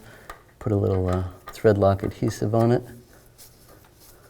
Get that started. And torque down to spec.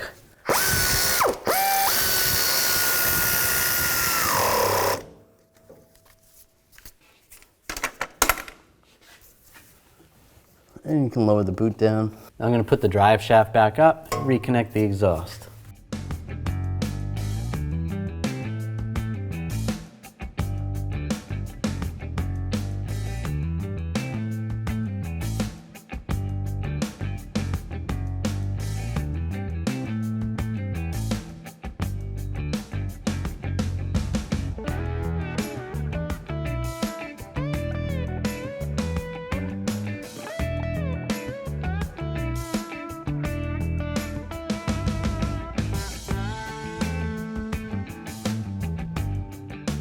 Before we go any further, we want to drain the oil again because there's going to be coolant in there from when we took the cover off.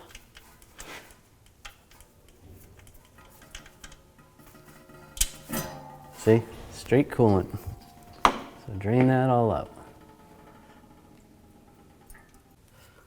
Now it's all drained out. We can put the plug back in.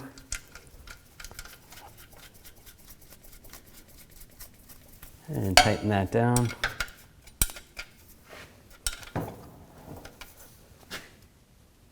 I'm going to change the oil filter at this time. It would have been a lot easier if I did it while the engine was out, but I didn't really think about it at the time, so we'll do it now. Try not to drop it.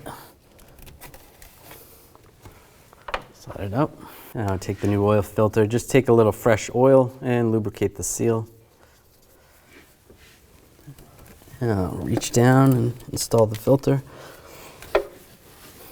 When you take the old filter out, make sure the seal is actually on there because you don't want to double gasket it.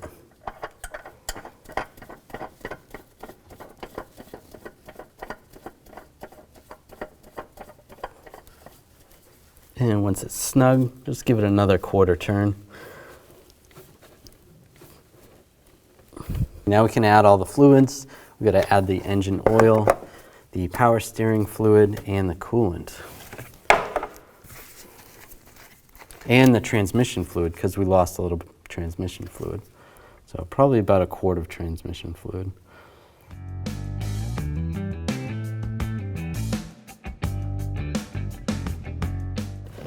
Reconnect the battery terminal.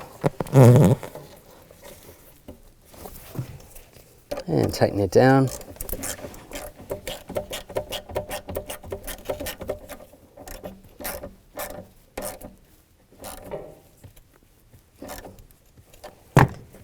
Just double check, make sure it's not loose. That's good.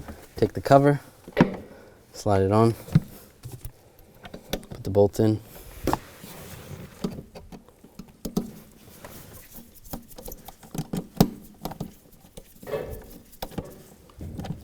And that's lined up, and you can tighten it down.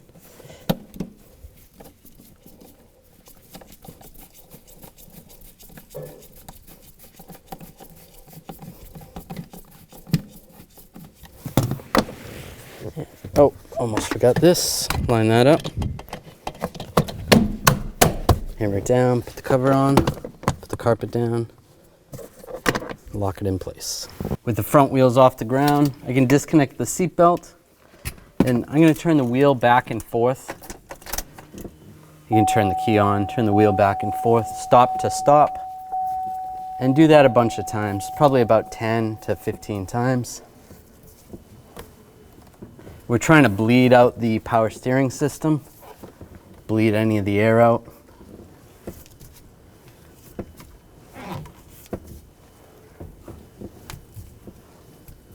Right now, all the fluids look good. I'm just going to top off the power steering a little more.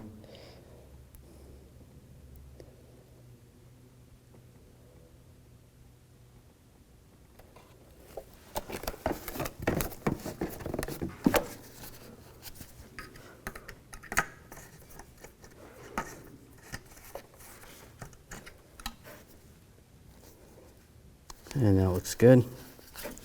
So now's my favorite part. starting the vehicle. I always hold my breath for a second whenever I do a timing chain or timing belt, because obviously you could cause some serious damage if you didn't do this right. But so hold my breath, go to start it. Here it goes.